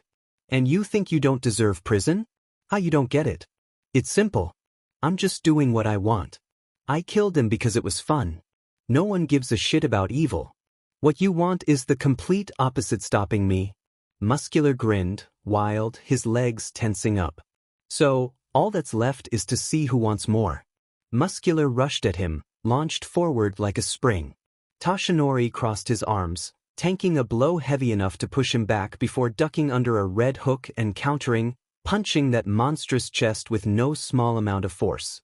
Muscular stumbled back, seemingly stunned, but when he met Toshinori's eyes his grin was even wider. Those punches, they're way fucking lighter than when we fought. Toshinori hid a grimace. You're getting weaker, All Might. Muscular lunged again, full of crazed laughter, and their fists met in a powerful shockwave. The wind blowed around them like a hurricane. Muscular's muscles grew to their peak, dwarfing Toshinori in size as they continued to clash. The villain was overwhelming, reminding him of All for One for a brief moment, a muted ping in his injured side. Soon Toshinori was losing, being pushed back by the huge force in front of him. Further and further, the road ripping up under them from the stress, the panic rising in the citizens around them like a tangible force as their hero lost more and more ground against the villain. Muscular's quirk had been unleashed to the point that he was an incredibly enhanced force of nature, overpowering Toshinori in their test of strength. That just wouldn't do. Toshinori grit his teeth tight, diving deeper into his unlimited ocean of power. The familiar burn of One for All ran through his entire body like a circuit, the centuries of stockpiled strength exhilarating as always even decades later, and his free hand curled into a fist as power flooded into it. His grin lifted from a comforting front into something truly fearless, and the terror around them faded, his aura covering the street like a warm but heavy blanket. That wasn't part of his quirk, despite what some conspiracy theorists would believe. The ability to calm the people around him by just being here was something he'd worked toward, built up over decades. The two came to a halt as their strength canceled out, Muscular's huge arms still pressed against his own, the hero's legs now planted unwavering into the street. 10 minutes left. The symbol of peace laughed, and Muscular unconsciously flinched back. Going all out, though he'd only need one. Is that all you got, villain? Muscular swung his other arm for his face. All Might's fist struck first, a powerful uppercut that snapped Muscular's head up. He followed up with a Detroit smash that slammed into the villain's face, sending him flying. Carolina smash. His fastest move brought him into range again, dual chops sweeping away the bulky arms in a cross-shaped burst of wind. Muscular twisted in midair, landing on his feet in time to block another blow. Then another and another. All Might refused to let up, to give the villain room to breathe.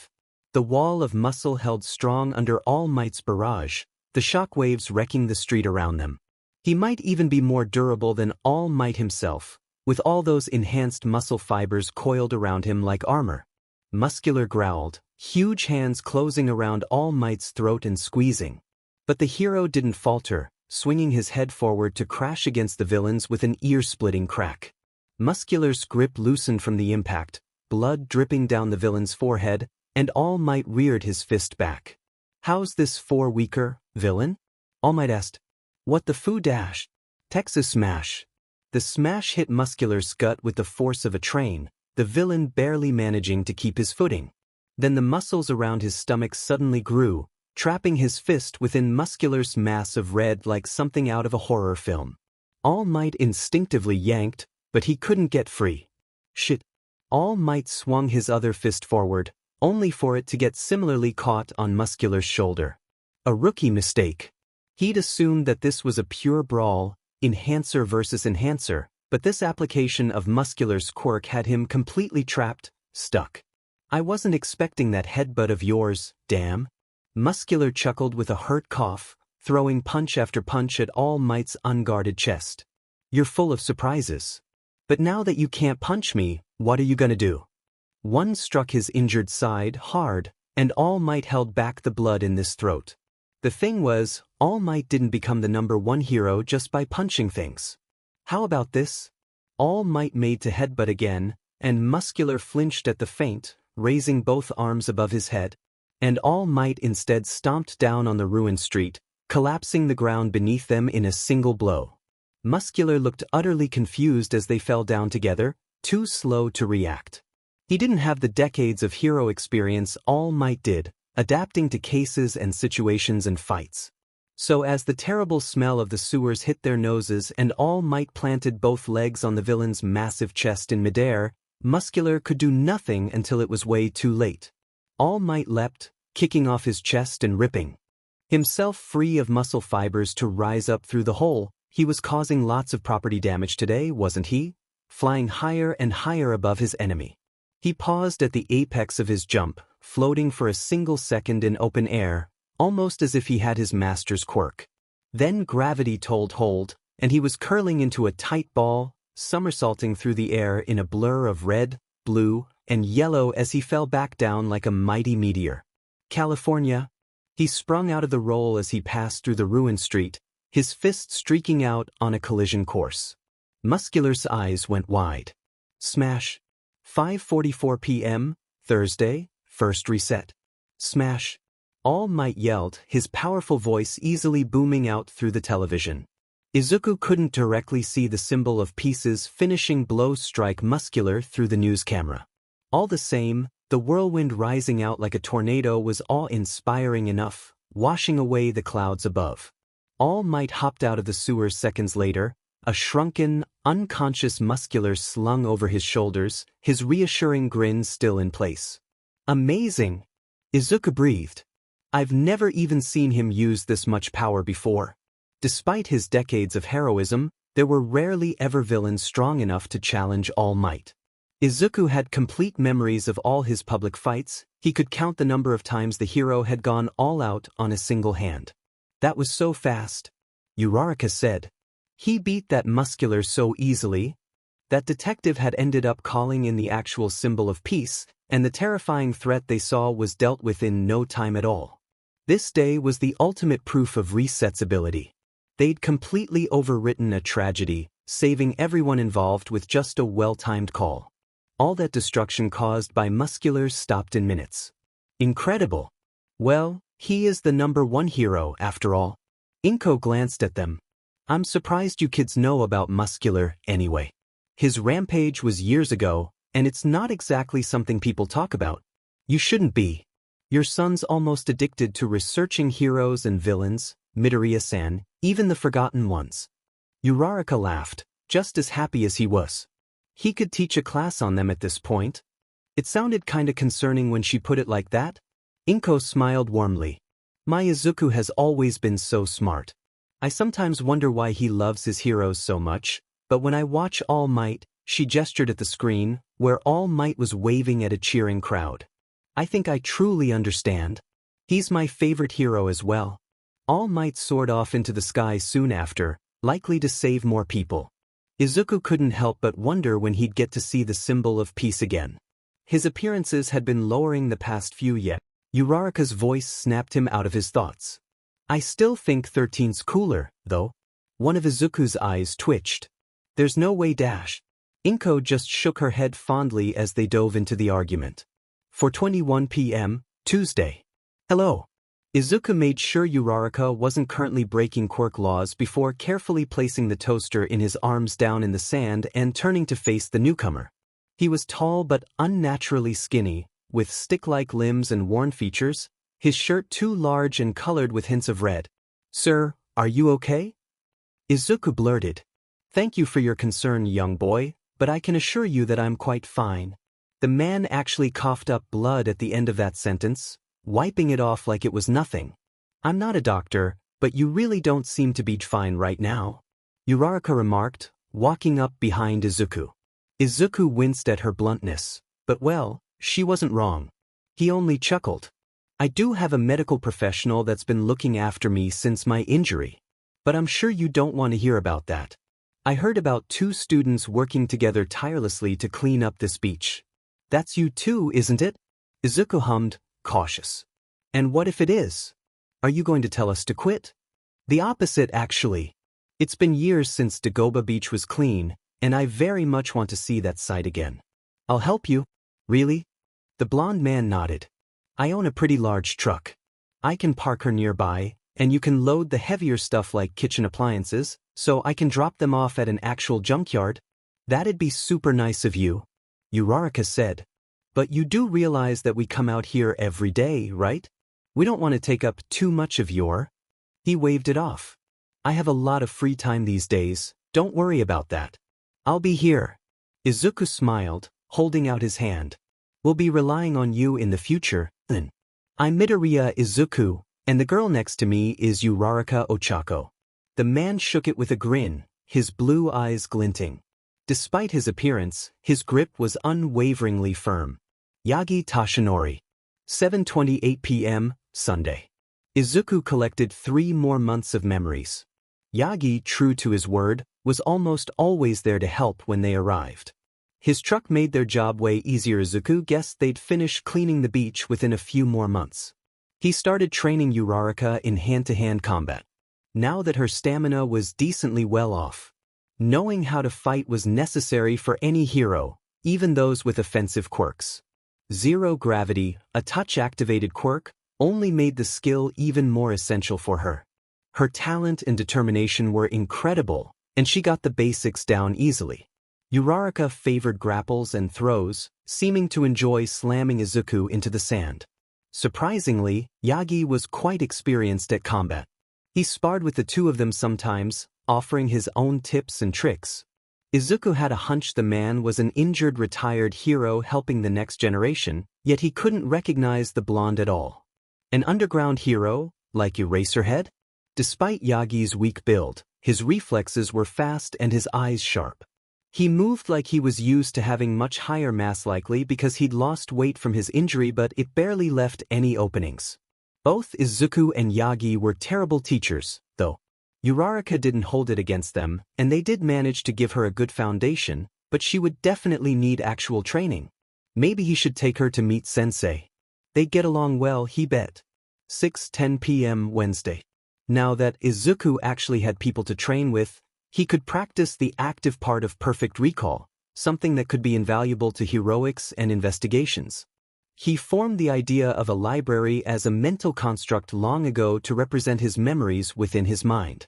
Izuku slowly worked on getting his library more tangible and organized. At 14 he had years and years of complete memories filling hundreds and hundreds of bookcases. There were multiple floors, all adorned in that same dark, polished wood. A massive spiral staircase stretched through the middle, stretching up higher and automatically building with the rest of the construct. There was no roof, just more space for floors meeting the blue sky above. The term library barely did the place justice anymore. The books themselves were color-coded and labeled by date. Most of the shelves held his green books, a separate one for every single day he had lived. His quirk was the ability to relive his past, meaning that he even had memories from before perfect recall awakened. In total, he had 5,280 green books at the moment. The other colors were each given their own small sections. Izuku's very first memories of strange consciousness, drifting aimlessly and pure comfort, were in 9 different brown books on the bottom floor. He remembered his time asleep as well as the dreams during it. While those dreams were usually recorded with the rest of a day in green books, he sometimes put down interesting dreams in his orange ones. The red books were his worst or most painful memories. Thankfully, Izuku didn't have many of those, but there were still a few, such as the feel of burns from explosions and that terrible electricity crackling against his skin. Izuku hated even touching their narrow covers, but he couldn't help but wonder how useful the red books could be. A single touch and a villain would be thrown a terrible memory. On the other hand, Izuku would literally have to go through the same pain. Finally, Izuku's most beloved memories were colored a bright blue. He didn't think he'd ever get tired of flipping through those, feeling the same thoughts and emotions flow into him as they did in that moment. They were all beautiful. Passively, perfect recall let Izuku remember all the text and information contained within his many books. Actively, Izuku could enter his own mind, pick up the book he wanted and go through the memory itself. No time passed outside his mind while he relived it. He opened his eyes to see Uraraka's face, his hand still holding hers. "Do you see anything, Uraraka? I can't really tell if my quirk's working or not." Uraraka shook her head. "Nope. My head kind of feels fuzzy? Like it does when you're about to show me a memory. But then nothing happens. I wanted to show you my mind itself, instead of just my memories." But that might have been too big of a leap. He could bring people into his memories, but so far it seemed that he couldn't bring anyone into his mental construct itself. Or maybe that wasn't even possible, and he was just stretching the concept of his ability too far. "I mean, you could just need more practice," Uraraka said thoughtfully. "You told me yourself that you almost never worked on this part of your quirk." "True. Mental quirks are always a little harder to figure out. What if you chain memories together?" "Huh." Uraraka tilted her head. "No time passes while you're in a memory, somehow, right? Midoriya-kun, if you could play memory after memory inside your mind, or even just loop the same one?" Izuku hummed. "I see what you're getting at. But you realize that this is probably going to cause some kind of quirk backlash, right?" Uraraka nodded. "Yep. All right then." Izuku hummed. "I see what you're getting at. But you do realize that this is probably going to cause some kind of quirk backlash, right?" Uraraka nodded. "Yep. All right then." Izuku focused on replaying back those few seconds before his hold on Uraraka's consciousness faded. It worked, surprisingly, and the scene rewinded fast before flowing normally once again. Izuku hummed. "I see what you're getting at. But you do realize that this is probably going to cause some kind of quirk backlash, right? Man, seeing my face in maximum detail from your eyes is weird. And hearing your voice from your eyes is even weirder." Uraraka muttered. "Wait a minute, we can talk while inside my memories?" Uraraka nodded. "Yep. All right then." It was much easier to grab onto the time frame he needed the third time, bringing them back into the same sequence. Izuku hummed. "I see what you're getting at. But you do realize that this is probably going to cause some kind of quirk backlash, right? Now that's really useful. Izuku mused. If I can keep this up, we can just pause in the middle of hero work and have so much more time to think. That's incredible. Midoriya-kun, how the hell am I listening to you talk and the memory at the same time without missing either? Your quirk's bullshit. Uraraka nodded. Yep. Fair. All right then. Fin. Izuku hummed. I see what you're getting at. But you do realize that this is probably going to cause some kind of quirk backlash, right? Izuku hissed. Yeah, my brain is definitely hurting now. Do you feel that too? Uraraka nodded. Yep. Yeah. It must be the quirk overuse. How many times did you, replay that so far? 4. All right then. Maybe just one more then. Izuku hummed. I see what you're getting at. But you do realize that this is probably going to cause some kind of quirk backlash, right? Uraraka nodded. Yep. All right then. Izuku let go and they both blinked their eyes open, their hands flying up to cradle their aching skulls. Uraraka cursed. Oh, really not a fan of the headaches? I mean, at least it's better than your nausea. I guess. So, how long were we in there? A minute, maybe? But almost 0 time passed here. Uraraka's eyes widened. That's amazing then. Just watch like the longest memory you have dash. Nah, it's not just how many memories I view at once. It's how long we spent there. But a minute is definitely plenty of time to think in a fight. Izuku smiled. Thank you, Uraraka. I don't know how I didn't think of that. She waved it off. You're always helping me with my quirks. Plus, helping you practice yours is fun. Perfect recall is like the coolest. Again, Uraraka, you can rewind time. Izuku trailed off, watching her eyes narrow in thought. What? Why are you still calling me Uraraka? Izuku blinked, confused. Because, that's your name? Uraraka tilted her head. You stopped using an honorific on my surname months ago. And I'm pretty informal with you anyway. Why not just use Ochako? That's not weird, right? There's no way I could dash. Izuku-kun. Uraraka tried. Izuku completely froze up, his cheeks surely burning red. Uraraka nodded to herself, mind made up. That works.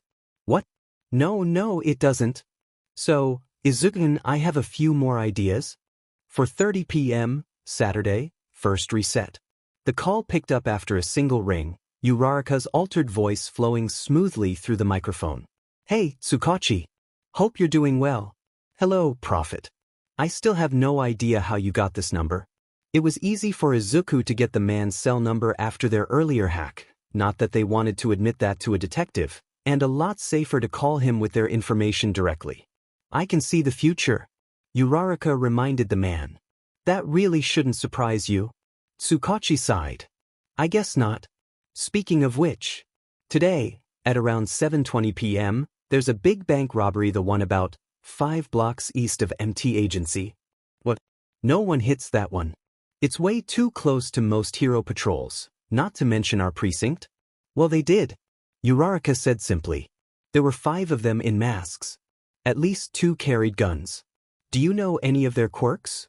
Nope. I only saw their ringleaders some kind of fire. That's how they escaped.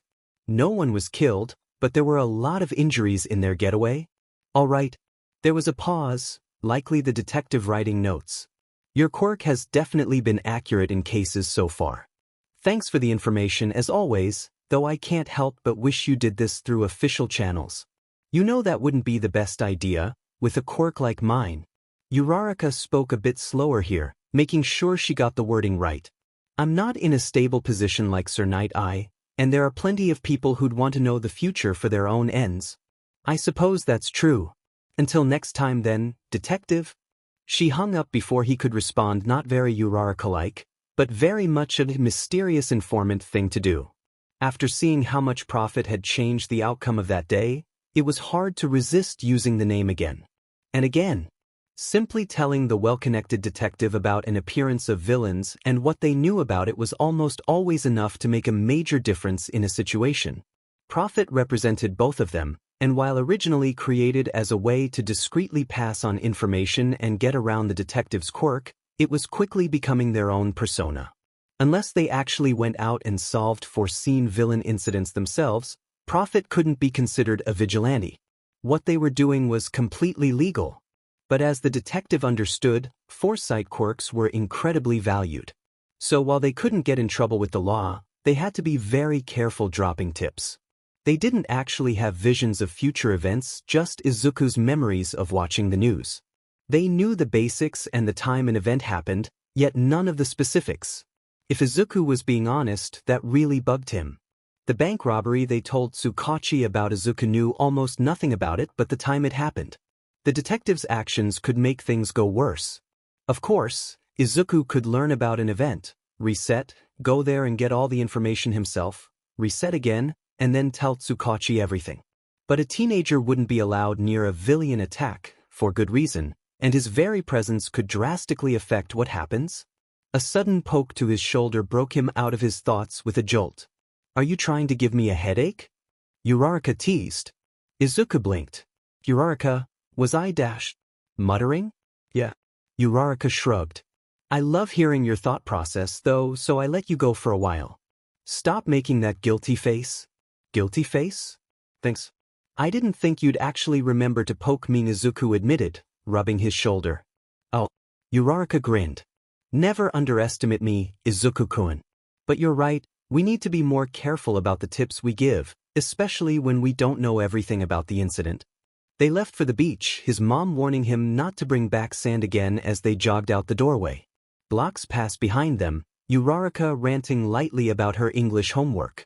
Izuku was easily fluent after a bit of practice and his quirk, something that made her adorably annoyed.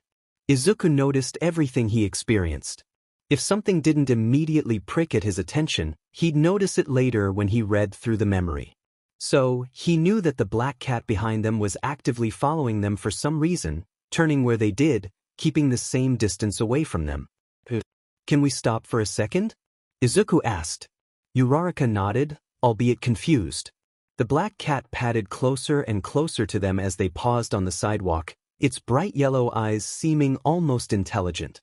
It stopped at Uraraka's feet, rubbing its furry head on her ankle. Uraraka squealed, immediately bending down to pet the creature. "Oh my god, she's the cutest cat I've ever seen." The cat didn't shy away from her hand, just continuing to gaze up at her as she stroked her fur.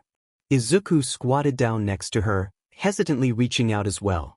His eyes widened. "Wow, are all cats this soft?" "Depends." Uraraka answered, her face stretched with a wide smile. "Strays like her usually aren't, though." "How do you know she's a stray?"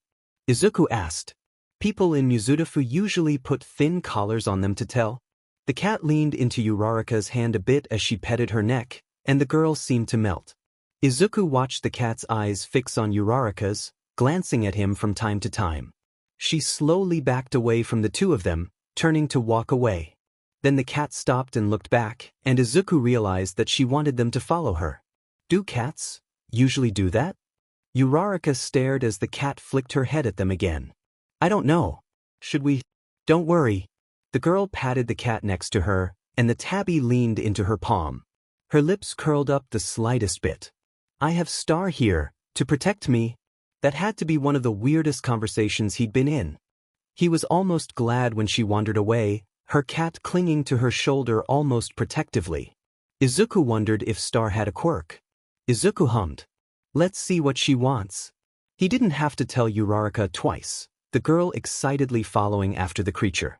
The cat walked a little faster, now that they'd made their choice, glancing back every now and then. Minutes and several turns passed, the buildings giving way for more trees as they got closer to the edge of the city. Izuku looked up at the meow to see a shrine at the very top of a hill, a huge number of steps building up to it. The cat paused for a second to let them take in the sight before steadily padding up the steps. Uraraka sighed, and Izuku nearly did too. That many stairs were never a fun time. The cat seemed to be completely fine, somehow, and that was probably the most annoying part as they huffed up the many, many stone steps, the shrine getting closer and closer into view. They were both a little tired when they finally reached the top. The shrine itself was a small wooden building, traditionally designed and decorated and surrounded with a forest of green. It was beautiful and somehow nostalgic in a way only historical artifacts could manage. What drew Izuku's attention were the dozens and dozens of cats laying over the ground in front of them, even on the steps of the shrine itself. There were all kinds of colors and breeds, some awake and some asleep. It was a cat haven. Oh. Uraraka breathed. I've never seen so many cats before, all in the same spot. Why are they all here? Izuku pointed. I think I figured out why. Laying down near the mass of cats was a familiar blue-haired girl. She was curled into them, asleep, and some of the awake ones lightly stepped around her. As they watched, the black cat next to them slowly stalked over, skillfully wading around felines until she made her way to the girl and booped her on the nose. The mysterious girl woke up, intelligent gray eyes focusing on the two of them. Hello, Uraraka-san, Midoriya-senpai. You're that girl from before. How do you know our names? Uraraka asked, surprised. Her quirk lets her learn through her cats, somehow. Izuku answered for her. It's logical to assume that she's heard us talk before. Also, she just implied that she was an underclassman. Mentally going back through the class lists. You're Nono Saika, right? Izuku guessed. Nono nodded, absent-mindedly stroking the black cat. Her face was still blank. You're very observant, Midoriya-senpai. My quirk, feline, lets me access the senses of every cat in the city while I'm asleep, as well as view their memories. Uraraka's eyes widened. Wow, that's pretty cool. So that's why you're asleep all the time. You must know everything that goes on in this city. Izuku realized, amazed. Everything that the wandering strays see, yes. I know about perfect recall, reset, and profit. Izuku narrowed his eyes. I won't tell anyone though. What did you call us here for then, Nono? Uraraka asked. I'm here to make the both of you an offer, Uraraka-san, Midoriya-senpai. Izuku winced. You really don't need to call me that. What's the offer? Nono tilted her head. Okay, Midoriya-san. I overheard that you needed a way to gather information, especially in a reset. With my quirk, that's what I do best. I've never been able to do anything with the things I know. You clearly found a way to. So you want to help us? Izuku summarized. Not just that. I will support the two of you in your hero careers with my quirk when possible. I'm not planning to be one myself. I want to be a vet, if that wasn't obvious, but I don't really have plans for that future. I will enter U.A's general education course a year after you do. Izuku wasn't surprised that she knew what school they were planning on. That was generous, to say the least. There's something you want, isn't there? Nono handed them a picture. Izuku took it curiously, Uraraka leaning over his shoulder to see. It was a beautiful silver cat, his blue eyes almost bored as they glanced over at the camera. Do you just have printed pictures of all your cats? Izuku couldn't help but ask. As she should. Uraraka gestured at all the cats at their feet. Look at all of them. His name is Mercury. Nono said softly. He's really cute. A few hours ago he got hit by a car. Oh my god. Uraraka caught on instantly. You want us to save him? Yes. Her emotionless voice trembled so slightly that Izuku nearly missed it. Please. When did it happen? Izuku questioned. Sometime between 8 a.m. and 1 p.m. That's when I noticed he was gone, and then found out what happened. I wasn't watching him, and I can't see the memories of cats when they, Nono trailed off. A 5-hour time frame. Our save is at 6:40 a.m. Izuku mused. If we come here immediately and ask you to connect to Mercury, can't you just make sure he never goes there in the first place? Because even if you don't know where he was, if he's at the shrine there's no chance he gets hurt? Uraraka finished. Izuku glanced at her and she smiled back. Nono nodded. That works. He's probably nearby. My past self would believe you. An easy resolution. But I'm happy using a reset to save Mercury, offer or not. I'm sure Uraraka is too. Uraraka nodded her assent. But if we reset, you won't even remember this conversation. Or have any reason to help us afterward. I can see why you'd think that. But simply mentioning Mercury's name is proof enough that I can trust you. Helping you two with hero work doesn't cost me anything. Also, my father has told me that I need more human friends. Izuku blinked, taken aback at the bluntness. Uraraka just grinned. Of course, we'll be your friends. And save Mercury. Nono actually bowed, low enough to make Izuku incredibly awkward. Thank you. They walked away from the shrine. Going down all of those stairs was far easier than going up, and back to Izuku's house to see how the robbery went. The main difference in the events was Midnight being put on patrol nearby, but she was able to skillfully subdue all of the villains with ease. Izuku learned that another one of the villains had a fire-based quirk, and that another had an enhancer. He wouldn't tell Tsukachi about the new information he got this reset, instead resolving to use the same words as last time. This loop was probably the best-case scenario for the robbery, and he didn't want to risk that. Izuku nodded to Uraraka, and she clapped her hands together, familiar phrase on her lips. Reset. 6:40 a.m., Saturday, second reset. Izuku smiled. We've reset. Cool, what? Is this another villain thing? Uraraka tilted her head. Oh yeah, there was this armed bank robbery. But we can worry about that later.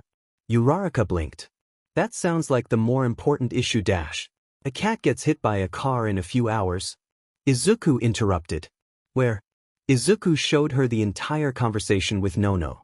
Uraraka took a few seconds to absorb all the information she just absorbed, hand cupping her chin thoughtfully.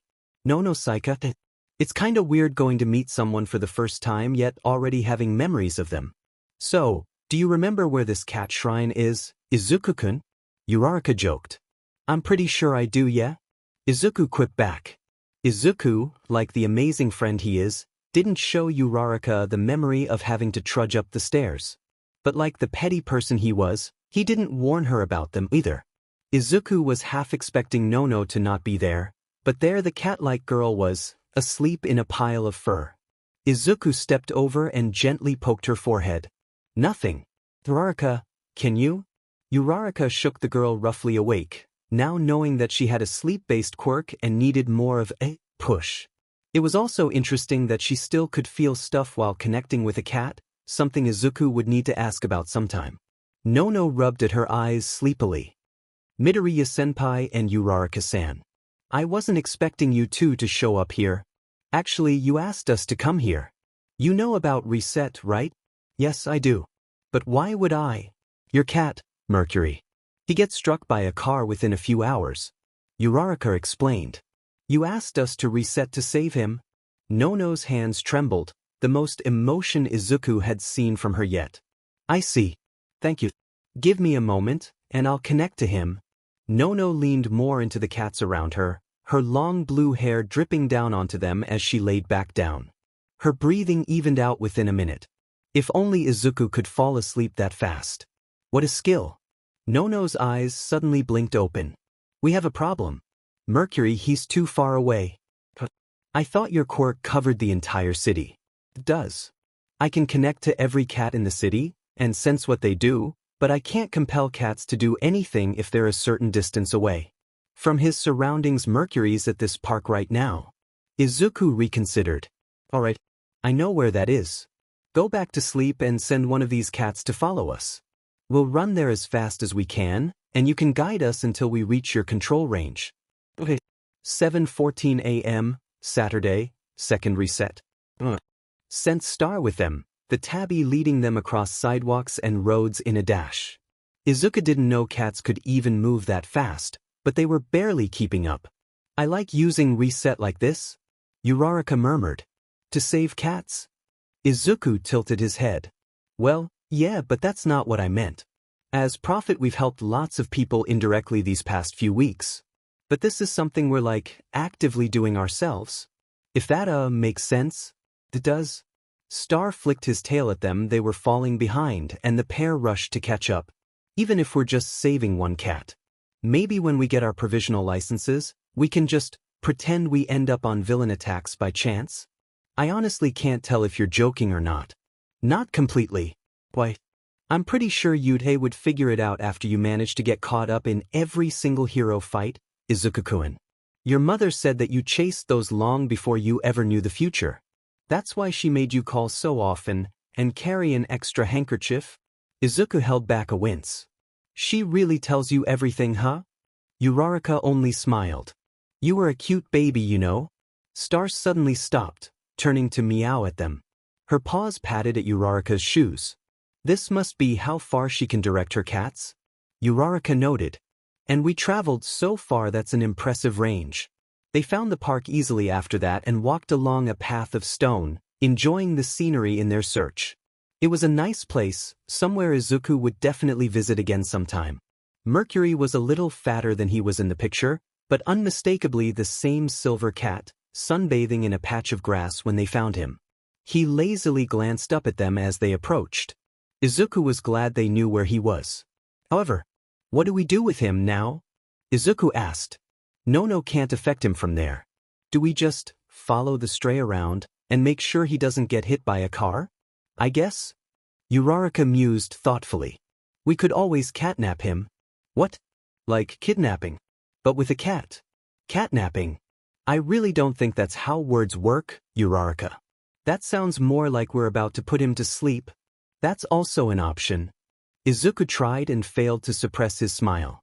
How about instead we just take him back to the shrine? But Izuku-kun dash. You can carry him there. Yes. All cats loved Uraraka because she was Uraraka. Mercury didn't move as she carefully picked him up, actually curling himself around her shoulders. Is he too heavy? You're going to be holding him for a long time? Izuku asked as they started walking back. Nope, I can handle it. Hey, Izuku-kun, if Nono is feeling everything Mercury is, and I'm carrying Mercury, does that mean I'm technically carrying Nono? Izuku hummed. Yeah, pretty much. Is that weird for you? Not really, though I doubt Nono herself would let me pick her up like this. Should I ask her? Izuku glanced at the cat in her arms. Uraraka, you, already have? Oh right. They walked for a long while, talking about anything and everything. They must have been within Nono's control range for many minutes now, but Mercury didn't make any move to escape Uraraka's hold. Uraraka didn't place Mercury down until they reached the shrine's stairs, letting him pad up the way easily. Meanwhile, the two of them didn't move, staring up at the many steps above. We've run around a lot today, huh? Uraraka wiped the sweat off her forehead. I really don't want to fight those stairs again. You did just bring a fat cat all the way over here. I asked you if you wanted me to help and you said no. Uraraka let out a long sigh. Izuku laughed, talking on impulse. You know, I can give you a lift if you want. Just like how you carried Mercury dash. Uraraka brightened instantly. Really? Izuku blinked, not expecting her to take the offer seriously. But well, why not? He bent down and showed her his back, letting Uraraka scramble onto him like a cat. He stood carefully, stumbling a little at the sudden weight. She hugged his neck to stabilize, and once she was in place he started walking up steadily. Uraraka grinned into his hair. I've never been this tall before. The view's pretty great. When I look behind us it's like dash. If you keep shifting around, Uraraka, you're going to make me slip? Izuku muttered. Sorry. He was quite thankful that the shrine was nearly abandoned. Carrying her on his back like this was really embarrassing. Nono stared at them as they finally arrived several minutes after Mercury. Izuku awkwardly let Uraraka down before slumping to the ground himself, completely exhausted. We, found your cat? Uraraka pointed at him. The blue-haired girl bowed. I see.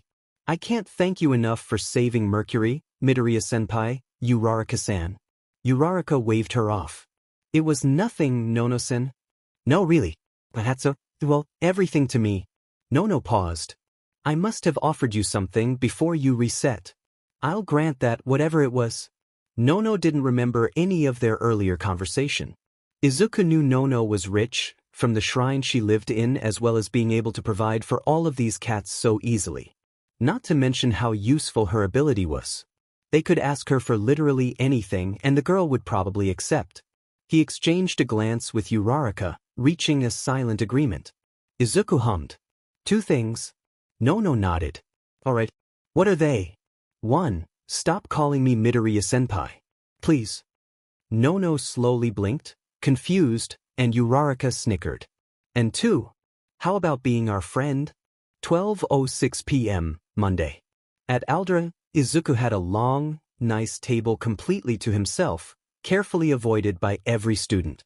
It was peaceful yet painfully empty at times, the bright blue seats going unfilled while people squished into the other tables. It was as if Izuku was simultaneously at the middle of the social ladder and at the very bottom. He got along quite well with his classmates and other students, but because of his conflict with Katsuki, no one was really friends with him for fear of becoming a target too. And sitting near Izuku at lunch was seen as a friend thing, unfortunately. Despite the student body's fears, Katsuki never went after any other hero hopefuls, even the ones with weak quirks like the guy who bragged about his extendable eyeballs. He went after Izuku because he actually trying as hard as Katsuki was, pushing his body and quirk as hard as possible for the far-off UA exam and learning hand-to-hand combat.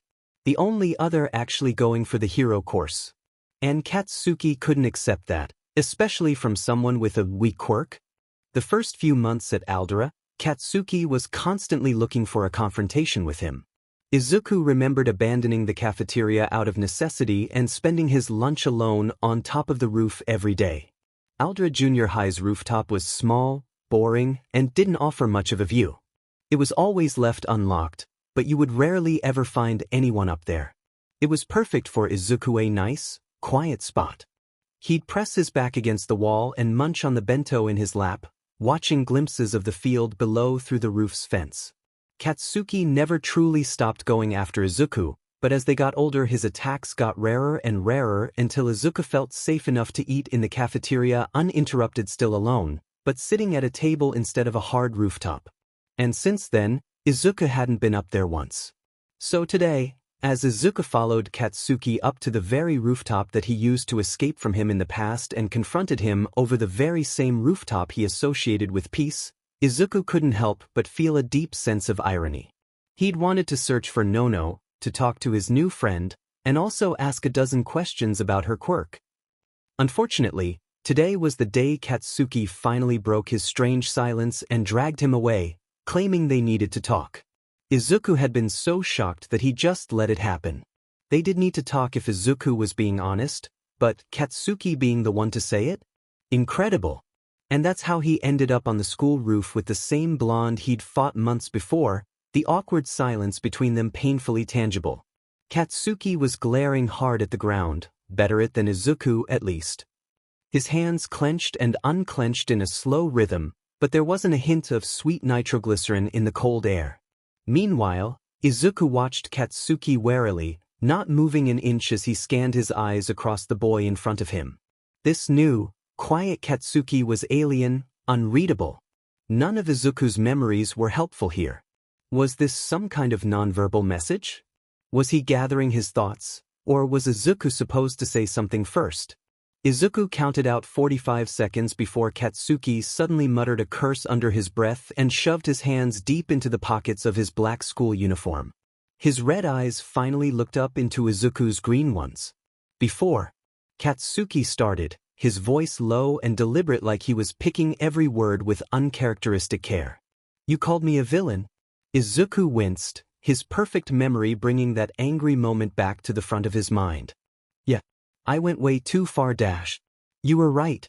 Katsuki cut him off, and Izuku's jaw dropped. "You were right. You were right." Was he dreaming? "Close your dumbass mouth, nerd. I fought and hurt a civilian with my quirk. That's exactly the kind of thing a shitty villain would do, isn't it?" I mean, it is. No matter what all those teachers say, All Might definitely doesn't go around blasting teenagers. Katsuki saw the world so purely, Izuku couldn't help but think. Strong and weak, hero and villain, winner and loser. "I'm not some shitty villain who uses his quirk like that," Katsuki stated firm. "I'm going to be the #1 hero." Okay. Izuku knew he would. "Are you going to keep attacking me? Are you still trying to be a hero?" Katsuki countered. "Always," Izuku answered without a hint of hesitation. Instead of getting angry, Katsuki just nodded. "Yeah. I'll fight you without using explosion, though.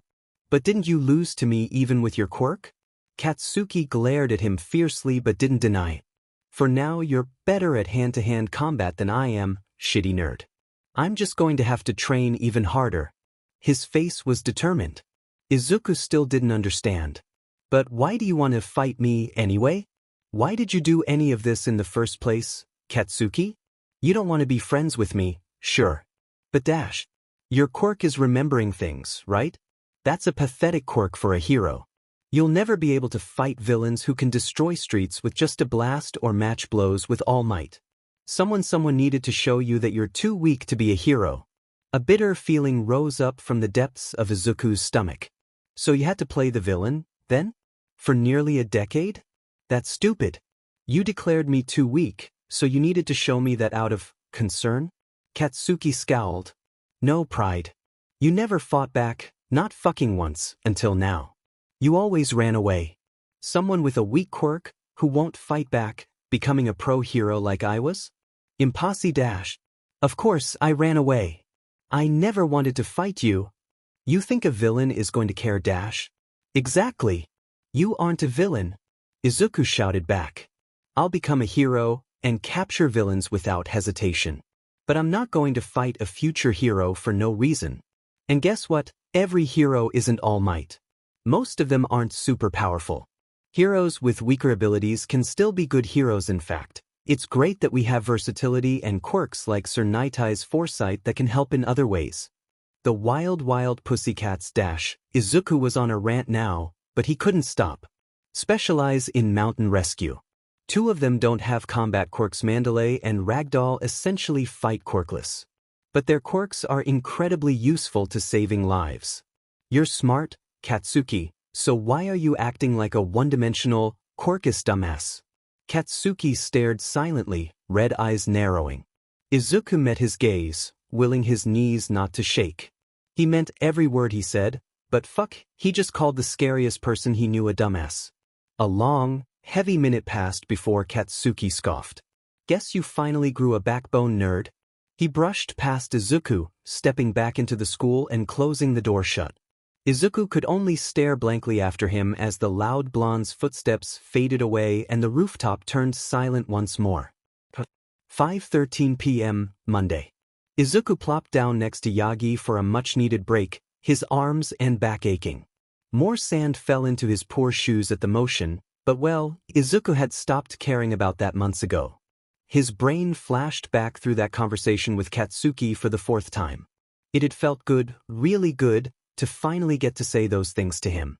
But as the hours passed, Izuku only felt more tense, wired up, like he was missing something. He still didn't understand Katsuki.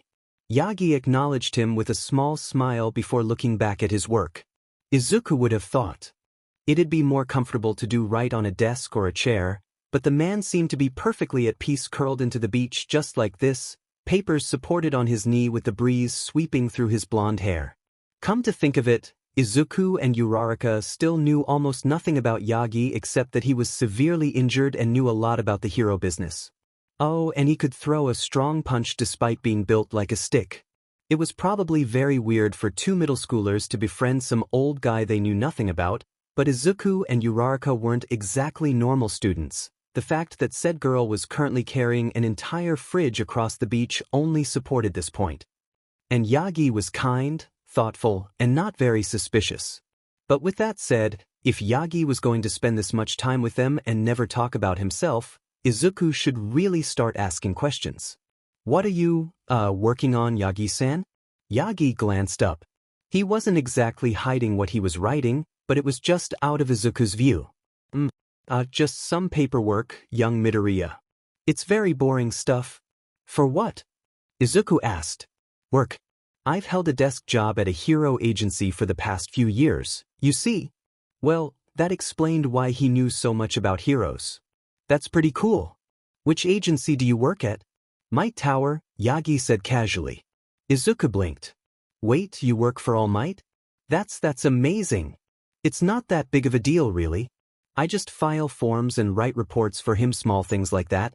But you work at my tower. That giant skyscraper. Wait, does that mean you've met him? Yagi's face scrunched up for some reason. I have, yes. What's he like? Izuku pressed, eagerly. Well, how do I put this? All Might is exactly the same as you would imagine. He's bold, loud, and tries to make everyone feel safe. He's also very, very busy. I guess that makes sense. All Might seems like someone who would do his best to live up to his hero persona, even in the office. Izuku paused. I really can't imagine him behind a desk, though. Yagi chuckled. Most people probably wouldn't place the image of their symbol of peace with doing desk work, huh? Izuku thought of Katsuki, and how he saw All Might as the standard for heroes, representing victory itself with his power. All Might always winning was amazing for sure, but All Might wasn't amazing just because he always won. Yeah, he spends practically all of his time in the spotlight capturing villains everywhere. I remember seeing him on TV a few months back when he fought Muscular. Of course, I remember, and even now, I rewatch his old fights a lot. The way he literally is the symbol of peace and can calm people down just by being there is incredible. Yagi tilted his head. I knew All Might was your favorite hero, but I was certainly expecting you to talk about his strength, or maybe even the speeches. Oh no, his speeches are terrible, Izuku cut in bluntly, and Yagi nearly coughed up a lung. You're not one of the people who writes those things, right? I don't want to offend you or anything. No, All Might prepares his speeches himself. I was just surprised to hear you say that. Izuku laughed lightly. His messages are all great, but he fumbles words a lot and generally just isn't made for public speaking. He tries though, and that's what really matters. Maybe it's just the fact that I've seen all of them a dozen times, but I think most people ignore his small flaws like that because he's, well, All Might. They should realize he's still a person too, you know? Yagi had completely stopped writing now, his powerful blue eyes fixed on Izuku. Yeah, I do. But his catchphrase, though, Izuku's face twisted into his All Might impression, sharp features, shadowed eyes, and a gritted smile completely jarring on a teenager's face. Yagi flinched back, startled.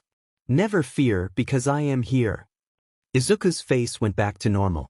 Is absolutely perfect. Simple and to the point, but it's so powerful. Young Midoriya, how in the world did you do that? Don't worry about it. I'm very much wadash. Hey, Izuku-kun. Uraraka yelled out from the other side of the beach, a heap of garbage outlined in pink and floating above her. Are you gonna help out, or are you gonna just talk to the old man all day? Yagi sputtered indignantly as Izuku stood up with a small chuckle, brushing the sand off his pants. Be right there. 12:33 p.m. Tuesday. Izuku had a new quirk to analyze. And such a cool one too. Does that mean you're always conscious, even while you're asleep? Izuku asked, his pencil furiously jotting down notes. Are you constantly vivid dreaming, then? Or do you not dream at all, since your sleeping mind is focused on your quirk? Nono blinked slowly, her spoon paused in front of her mouth, the barrage of questions washing over her. Midoriya, do you eat lunch? You've been analyzing my quirk for nearly 20 minutes. I don't mind, but it's not even that interesting. Izuku gasped, insulted. Take that back right now. I'm sorry? Apology accepted. Now please answer the question. For 13 p.m., Friday. Property of Izuku Midoriya, 14 years old. Quirk name, feeling. User, Nonosaika. Ability, emitter. While asleep, the user goes into a dreamlike state that lets them get proper rest while still keeping them conscious enough to retain memories and activate the quirk. When activated, the user can possess any cat in a huge radius around them, allowing them to sense what the cat is sensing as well as see their memories. In addition, the user can compel a cat's actions if close enough. Observed use. Nono often uses feline to check up on all the stray cats around Mizudafu. Once, she found a specific cat's location from extremely far away and then sent another cat to lead people to him. Possible applications. Incredible potential for information gathering simply by checking the memory of every stray cat and their paths throughout the city to learn what they've seen. Cats can also serve as discreet scouts since people are much less likely to care about a wandering cat than a wandering human. Can possibly send cats to attack from range, but Nono being woken up will remove the effect overall low combat value. And obviously, this would risk the mentioned cats. Drawbacks. Needs to be asleep to activate the quirk, which can be a hard activation condition depending on the scenario. Nono has mentioned that she can get headaches if she stays connected to a specific cat for hours on end or overuses the control part of her ability. These headaches could possibly force her awake, canceling her quirk. Additional notes: Nono can fall asleep instantly. This is possibly because of feline, a constant state of drowsiness for ease of use. Nono seems to spend the most time connected to Mercury, shown on the corresponding page, in comparison to her other cats. Despite predictions, Nono does not seem to exhibit any other cat-related abilities. The analysis overflowed onto the next page in an organized jumble of information, going into a theoretical and scientific explanation that was a little shaky, as reasonings for mental quirks usually were. The page after was a detailed illustration of Nono's face, gray eyes staring blankly as usual. He captured her features as accurately as possible with his quirk, to the point where the drawing was nearly a photo. Resting on top of her blue hair was a yawning Mercury, his silver fur gleaming in the lighting. Izuku-kun? Uraraka began as she squinted down at the notebook in her hands. She sat cross-legged on the beach across from him, her face steadily growing more worried as she read. The subject of his newest analysis was currently asleep nearby, soundlessly snoring on the sand without a hint of discomfort. It probably wasn't very interesting to watch Izuku and Uraraka lug around trash. Are you stalking this girl? Uraraka sent a quick glance at the sleeping Nono before looking back at Izuku's face. What? No. Then why do you have a whole 2 pages of notes on her? We met Nono barely a week ago. Oh yeah, I'd usually have more info by now, Izuku admitted. I'm more used to analyzing heroes. More info. Uraraka sighed. Sometimes I forget how much you love quirks. How'd you learn so much about her quirk, though? Oh, she told me. I just asked her a few questions about feline, and she didn't mind answering. Though I owe her some cat food now. Uraraka hummed, low. She definitely needs it with all of those stray cats. I've been wondering how she affords to take care of them. I wouldn't ask, Yagi said, suddenly next to them. Uraraka jumped to her feet, startled. You said young Nono lived at a shrine, correct? If I were you, I would not poke at her situation until she tells you herself. You're going to give me a heart attack, you sneaky skeleton, Uraraka muttered. It'll be a long time till you teenagers need to worry about that. Yagi chuckled lightly. Uraraka rolled her eyes. By the way, Yagi-san, after we take Nono-san home, do you mind coming over for dinner with us tonight? Izuku asked. Yagi blinked. I really? Sure, if your mother doesn't mind. She's been wanting to meet you, actually. Has she? He sounded worried. Uraraka pounded her fist into her palm in sudden realization. Wait, your stomach's super injured, right? Yagi was used to her bluntness by now. It is just, why? I'll text Inko-san and ask her what she's making, so make sure to tell me if you can't eat anything. Young Uraraka, you don't need to go through the trouble. I wasn't asking, Yagi-san. All right. 6:32 p.m., Sunday. Naomasa stared at his old friend, barely believing his own ears and quirk. You're training kids? Toshinori rubbed the back of his neck, sheepish. He sat next to Naomasa's desk, the blonde a familiar enough sight in the precinct now to not draw any glances. Yeah. And in my true form, too. It just kind of happened. How? I found the two of them cleaning Dagobah Beach by themselves. Yeah, that one. They said it was for muscle training and, well, why not? I have free time now because Toshinori gestured at his stomach. So I offered to cart the garbage with my truck. That sounded like exactly the sort of thing his friend would do on impulse. And they simply accepted the help from a random, possibly dangerous man? Naomasa couldn't help but ask. I asked about that, actually, and young Uraraka just said, Yagi-san, no offense, but if you tried to carry this fridge you'd probably die. I bet no one's ever said that to the symbol of peace before, Naomasa muttered. Toshinori chuckled, a small smile on his face. Definitely not, no. They're good, determined kids. The blonde leaned back into his chair at the memory, hollowed features growing more relaxed. His true form smile was just as warm as his hero forms, yet more tangible, real. This sounds like a good thing for you, Toshi. Though, Naomasa lowered his voice. Is this about your quirk? Oh. I've been helping them with their muscle development and their hand-to-hand combat. They're going for the U.A exam. But I'm not training them for that yet, though neither of them would be bad successors. Toshinori paused. I still haven't looked at Mirai's choice, now that I think about it. Naomasa fixed him with a practiced look. You're going to have to check that out eventually, you know. The two of you can't keep avoiding each other forever. Naomasa dashed. Toshi. Naomasa cut in gently. You need to get in touch with him. Toshinori sighed. I know. But it's just been so long. What if he doesn't want to see me? I doubt that. Really? Yeah. And either way, you'll never know if you don't try. Toshinori didn't respond, but Naomasa could tell he was thinking about it. Oh yeah, that reminds me. I have a new anonymous informant. One that I feel you'd find quite interesting. They hacked directly into our intercom without a trace, and their first tip was that urgent warning about Muscular. Naomasa watched Toshinori's face flash with realization, remembering that fight. How much damage would that villain have caused if they hadn't been given that message? They call themselves Prophet, and say their quirk lets them see the future? Toshinori's eyes widened. A foresight quirk, like Mirai. That's a very bold claim. But a true one, apparently. Not only does lie detector affirm it, but their record speaks for itself. Every case they've predicted over the past few weeks has come through exactly. So I can't help but be incredibly curious who they are.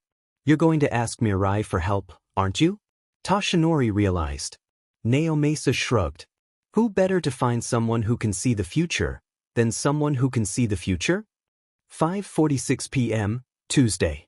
Yagi wore a natural smile on his face, today. It was small but didn't fade as the man took his usual spot on the beach, next to a napping Nono, and just close enough to help Izuku and Uraraka if anything went wrong. His shoulders seemed far lighter too, as if he'd been finally relieved of a great burden. You seem really happy today, Yagi-san. Uraraka piped up, echoing Izuku's thoughts. Did something good happen? Yes, something long overdue. I talked to an old friend for the first time in 5 years. What was that like? Izuku asked, curious. Not nearly as scary as I thought it'd be, Yagi said, almost wistful. It was quite nice to catch up with him. He hasn't changed a bit. Does he live far away? It must be hard, not having many chances to meet up. Ah no, young Midoriya. That isn't it. We had something of an argument all those years ago. Both of us had strong opinions on my future, and well, neither of us wanted to give in to the other.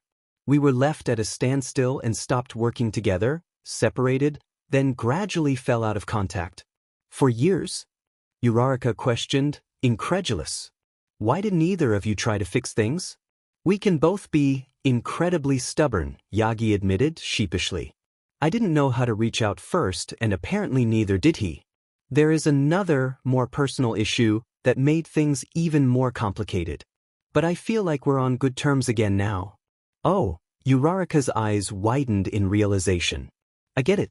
You two were in a relationship. Yagi sputtered. How did you come to that conclusion? You basically just described a breakup, Yagi-san.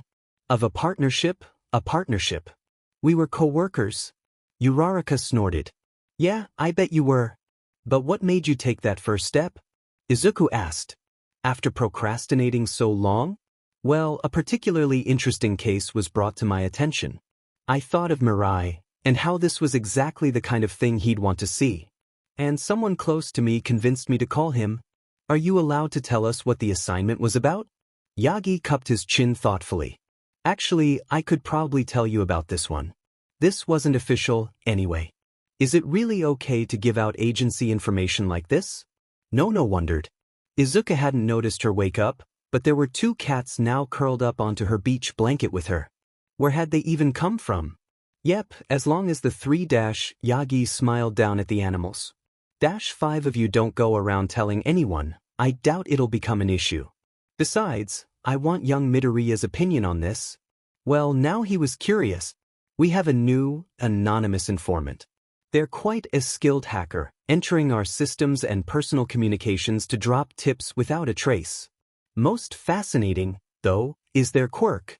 Izuku stared at the blonde man in disbelief, feeling Uraraka shift at his side. There was no way this was a coincidence. Was it? Calling themselves Prophet, they have shown the ability to see the future and with incredible accuracy, too, Yagi stated, a hint of respect in his voice.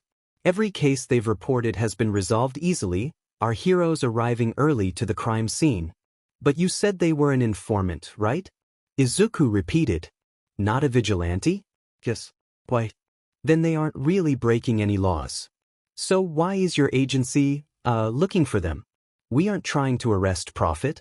Yagi clarified, and Izuku held back a relieved sigh. But foresight quirks like Prophet's, especially ones so accurate, are very rare and very sought after. Without protection and assistance, Prophet is in extreme danger. Also, we'd like to try convincing them to properly join the police. Izuku shared a glance with Uraraka. There was a choice here. They trusted both Tsukachi and Yagi, and could potentially reveal themselves to the police through them. If the police learned Prophet was just 3 teenagers, it'd change things, but they'd probably still let them help out as informants. But on the other hand, Yagi and Tsukachi would definitely have to report who Prophet was to their higher-ups. Report Uraraka's second quirk. And connecting themselves to the police would make them much more obvious to outside attention as well. Uraraka's reset was simply too powerful to risk. Izuku shook his head subtly, and Uraraka's eyes flicked back to Yagi.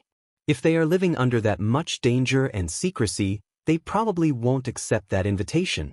Uraraka mused, slowly.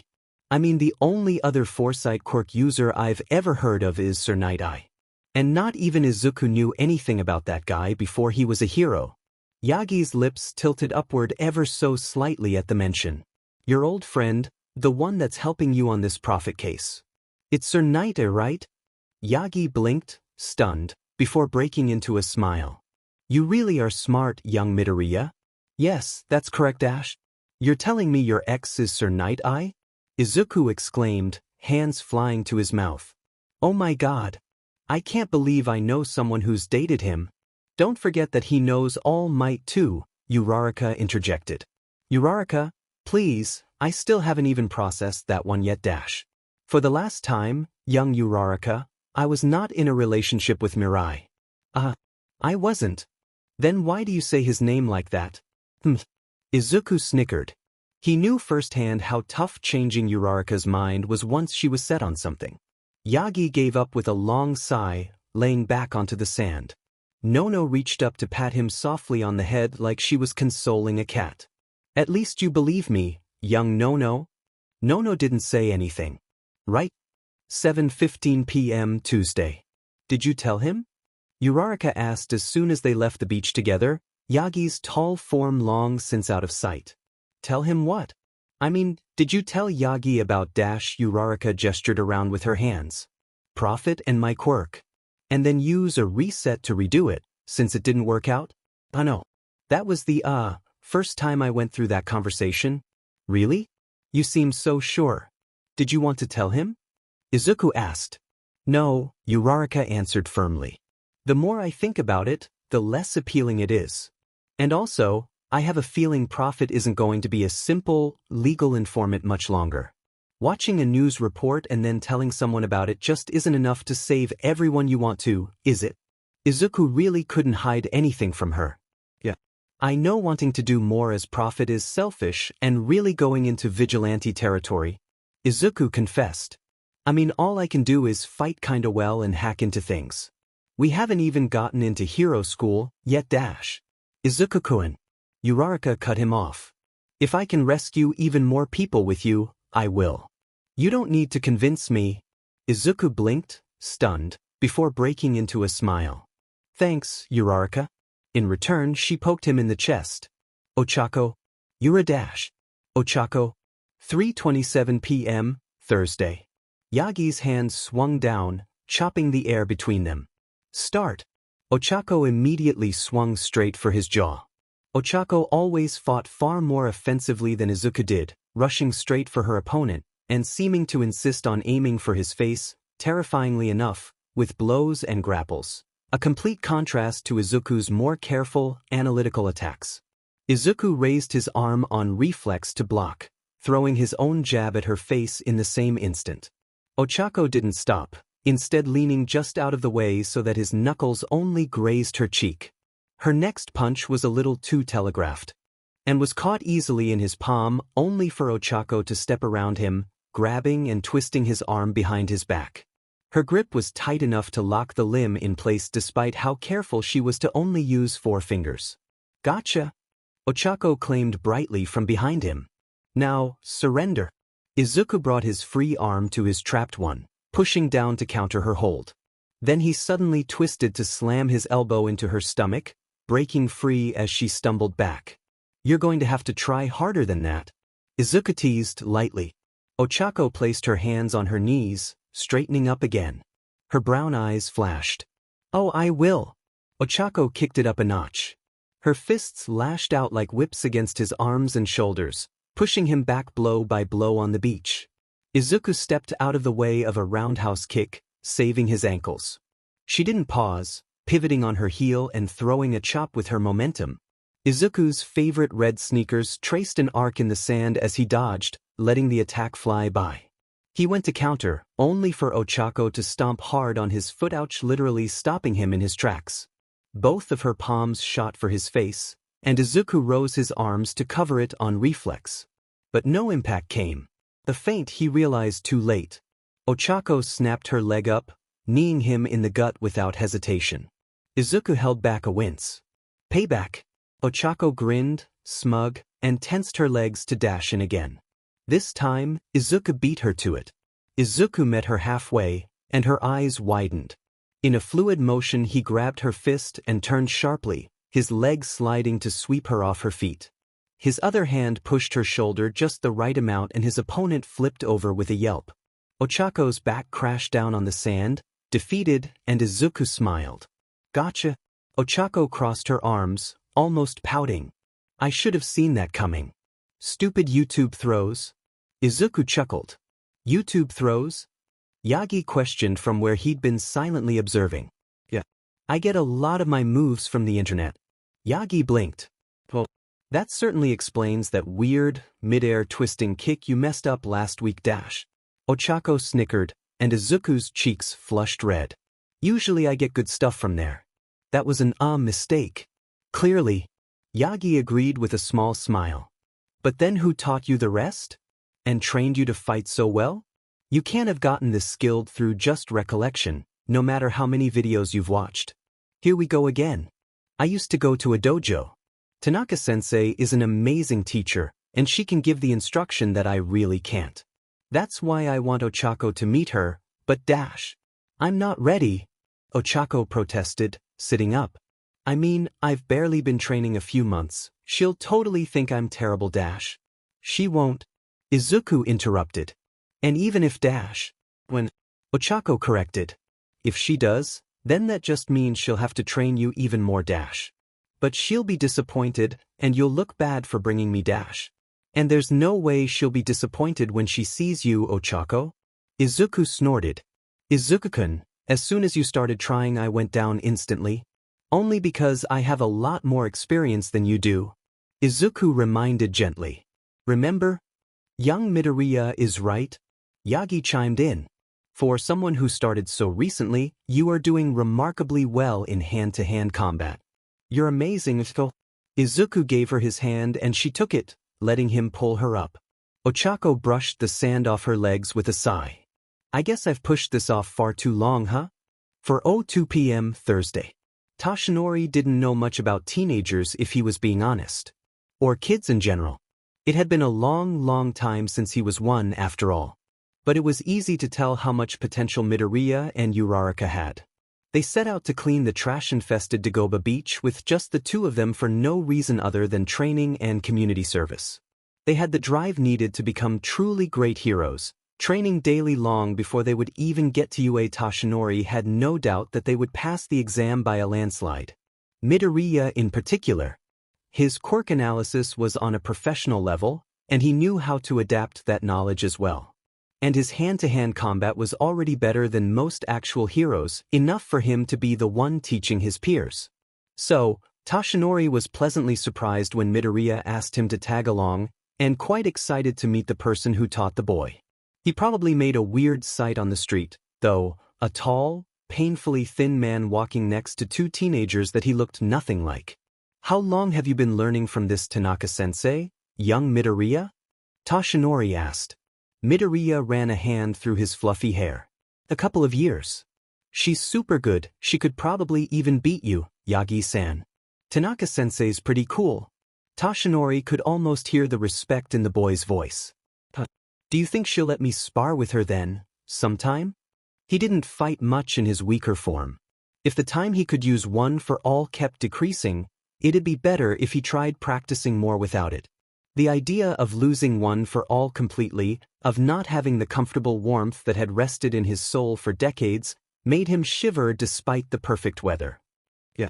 Though, Yagi-san, for someone with a desk job you're quite excited at the possibility of a fight. Toshinori chuckled. If only he knew. A desk job at a hero agency, my boy. I can't help but be influenced a little. Midoriya hummed. Fair enough. The dojo was a fairly big wooden building, shouts and voices easily audible as they approached. The inside was all traditional colors and padded with tatami mats.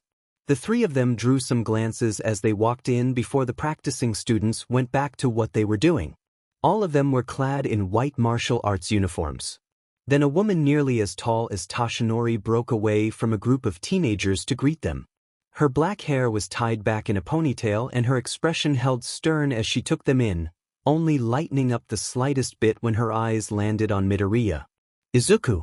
The woman greeted. It's been a while. It has. Midoriya agreed, apologetically. Sorry that I haven't been coming to spar very often recently, Tanaka-sensei. She waved him off. Don't worry about it, I can tell you've been training anyway. Who are they? Midoriya gestured at each of them in turn. This is Uraraka Ochako and Yagi Toshinori. Guys, meet Tanaka-sensei. It's nice to meet you. Uraraka greeted, and Toshinori nodded to the woman politely. Tanaka nodded back, then glanced to Midoriya. You want me to train the girl? It was more of a statement than a question. Yeah. I've shown her a lot these past few months, and Ochako's really talented. She has potential. Ochako. Tanaka mused as the mentioned girl blushed at the praise. You've never brought me any of your friends before, Izuku. And who's this guy? Your dad? Toshinori nearly coughed up blood. No, that is certainly not the case, Tanaka-san. I'm just a friend of young Midoriya and young Uraraka, and wish to meet the dojo sensei I've heard so much about. If she found Midoriya befriending someone decades older than him strange, she didn't show it. I see. Are you going to test me, somehow? Uraraka asked tentatively. Before I'm allowed to join, I mean. Tanaka's hands folded neatly behind her back as she scrutinized the brunette. I'd usually have a pretest of sorts, but it's not. An entrance exam. I would let you join my dojo either way, provided that you've gotten permission from Uraraka's guardians, which you have, right? The pause. I knew I missed something, Midoriya muttered. Tanaka sighed, almost fond. Of course you did, Izuku. It's not like you have a perfect memory or anything. That's what I always say. Uraraka blurted out. Like, how do you forget something when you have a quirk that remembers everything? He's just so absent-minded, sometimes. Yeah, definitely. I remember one time last week when he was so focused on analyzing a quirk we saw on TV that I couldn't get his attention for a full 30 minutes. Tanaka nodded in sympathy. When he does that, all you can do is wait for him to finish. Wait, that happened? Midoriya asked, tilting his head to find the moment. Oh, sorry. It's all right, Izuku-kun. It makes sense when you think about it. Toshinori chimed in, amused. All of the space in his mind is filled up with heroes and quirks. The rest's just been shuffled to the side. I'm not that bad, Dash. What did you eat for breakfast yesterday? Ochako interrupted. A notable pause. Waffles. Why, Dash? Who's the 13th ranked hero in America? Fury, actual name James Clay. His quirk's called Rage. He gets physically enhanced the angrier he is. It's pretty cool in action. Most of his ranking is from his combat prowess and niche fanbase. Blood type, A, And at 32 he was diagnosed with actually, that's probably private? Tashinori stared, equal parts terrified and fascinated, as the boy rambled through all kinds of data on a man that most people in Japan probably wouldn't have even heard of. Some of that stuff definitely wasn't on the record. Resolved cases and with very low amounts of property damage despite his general image-o. Midoriya finally caught himself, looking sheepish. Yeah, I see what you mean now. Tanaka turned to Uraraka. Get permission from your parents and come see me tomorrow. I'll see what you've got then. We'll be fighting with quirks, so make your preparations. The clear threat only seemed to make Uraraka look more determined. 4:47 p.m., Friday. Uraraka Ochako's parents weren't poor, but they weren't exactly rich either. They owned a small construction company that did well, but only because of how hard both her papa and mama worked every single day. Ochako wanted to help them.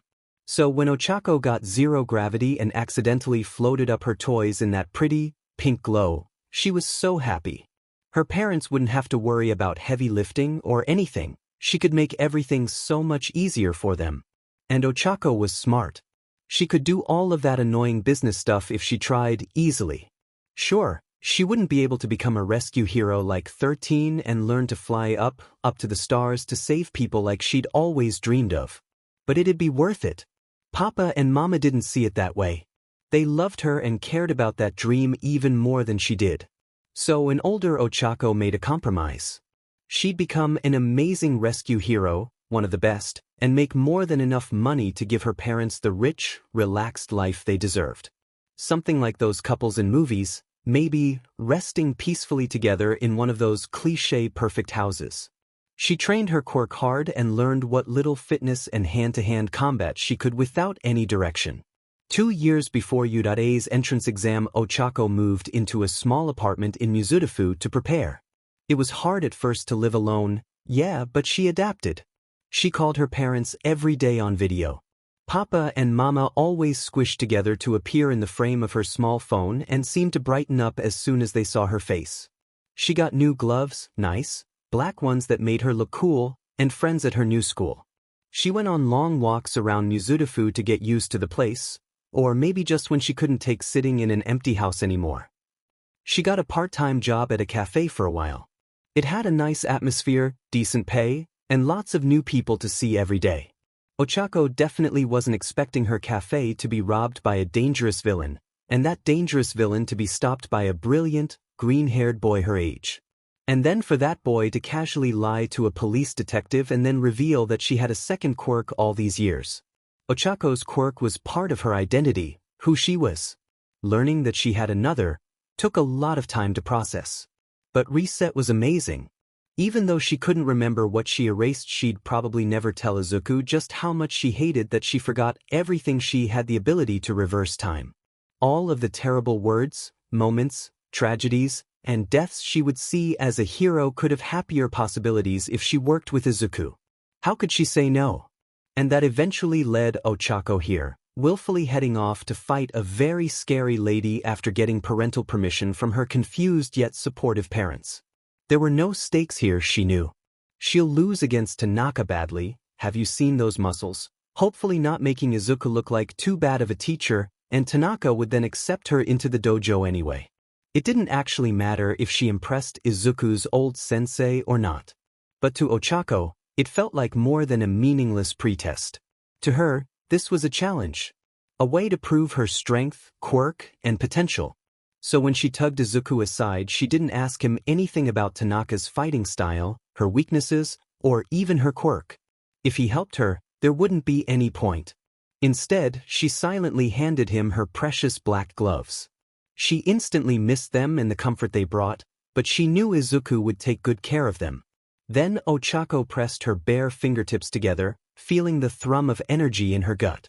Save, Friday, 4:48 p.m. Now that she set her mind to it, she'd do the best she could. Hey, Izuku-kun. Did you bring your notebook? Of course, why? No reason. He glanced at her, eyebrows scrunched up the way he did while trying to figure something out. A second later, Izuku's face faded into understanding, a knowing smile growing across his face as he gave her a small nod. This was the first loop. Alright. They caught up to Yagi and walked into the dojo together. It was mostly a haze from there. The tall, imposing figure of Tanaka walked up, clad in a black gi, and Ochako said something before Izuku handled the rest of the talking. And then suddenly she was standing in front of Tanaka again, just the two of them in the center of the dojo and its huge training mat. There was a big audience of students around them, for some reason. Was watching their sensei fight people that funny? The conditions winning were throwing her opponent out of bounds or knocking her out. She met Tanaka's eyes again and wondered if that was even possible. Start. Izuku called off from the side, and Ochako snapped back to attention. Focus, Ochako. She started running, and her opponent shot forward in the same instant. Ochako made her first move, tapping her clothes and activating zero gravity to make herself lighter.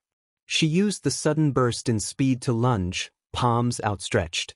If she could just remove Tanaka's gravity, she'd have the advantage. Tanaka's eyes flicked towards her open fingers at that moment, calculating.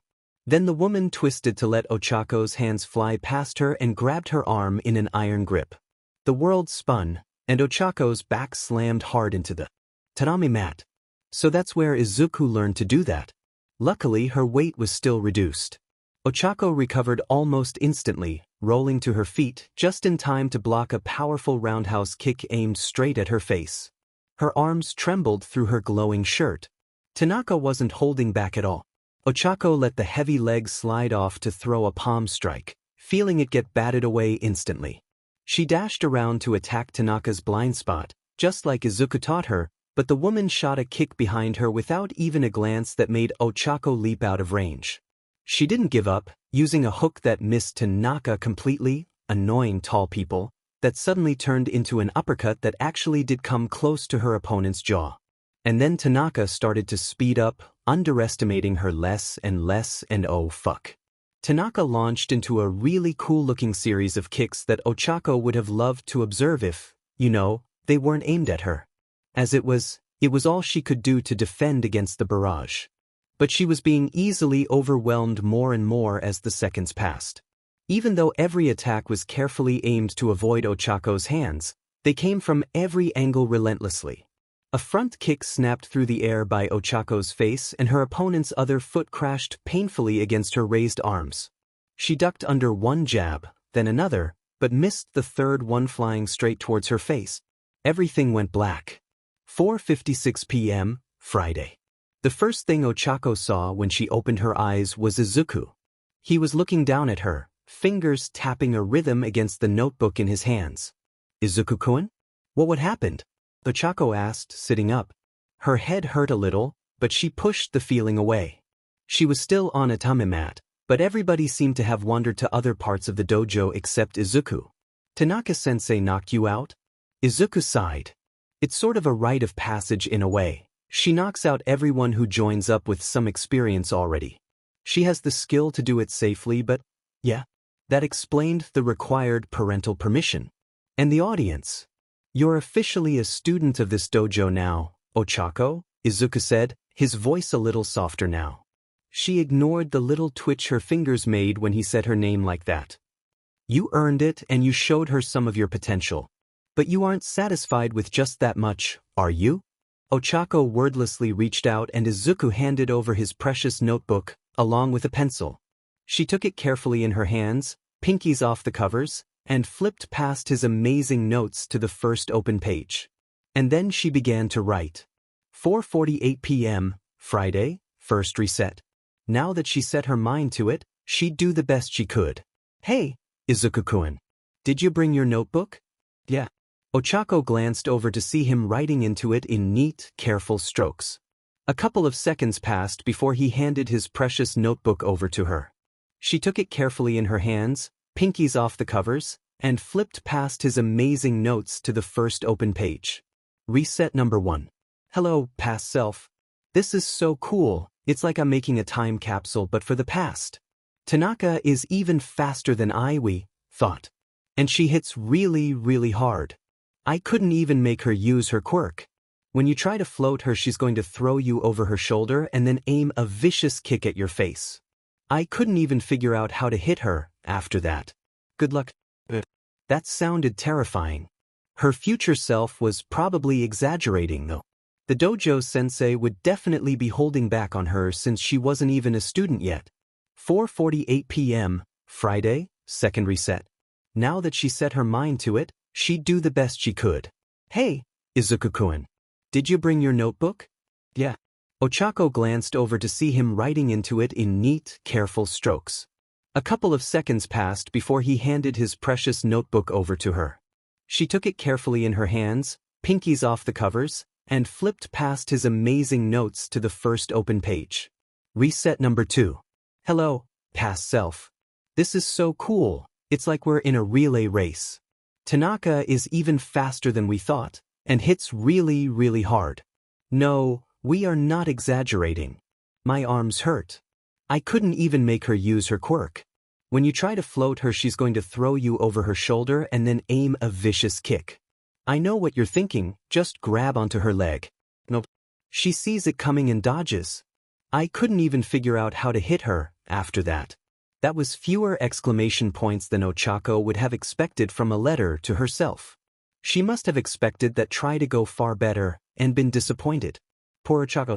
Was pitying a future version of herself self-pity? Anyway, it sounded like that first lunge was a bad idea. She should make that a feint instead. Tanaka should be expecting that less. 4:48 p.m., Friday, fourth reset. Reset number 4. Hello, past self.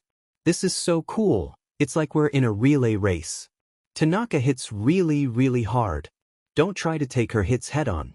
She's fast, graceful, like Izuku-kun. In reset number 3 we apparently tried a feint, you know which one I mean, and she immediately caught on and threw me over her shoulder. I tried going for a different feint, but then she saw through that one too. So no longer how we make the first palm strike, we're getting thrown over her shoulder. I think you should work from that. As soon as you hit the mat she's going to try to kick you. Don't try to grab it, roll to the side. Instead of what comes as instinct in that spot, another palm strike, go for a leg sweep. This probably isn't going to land, but you'll know how she reacts at least.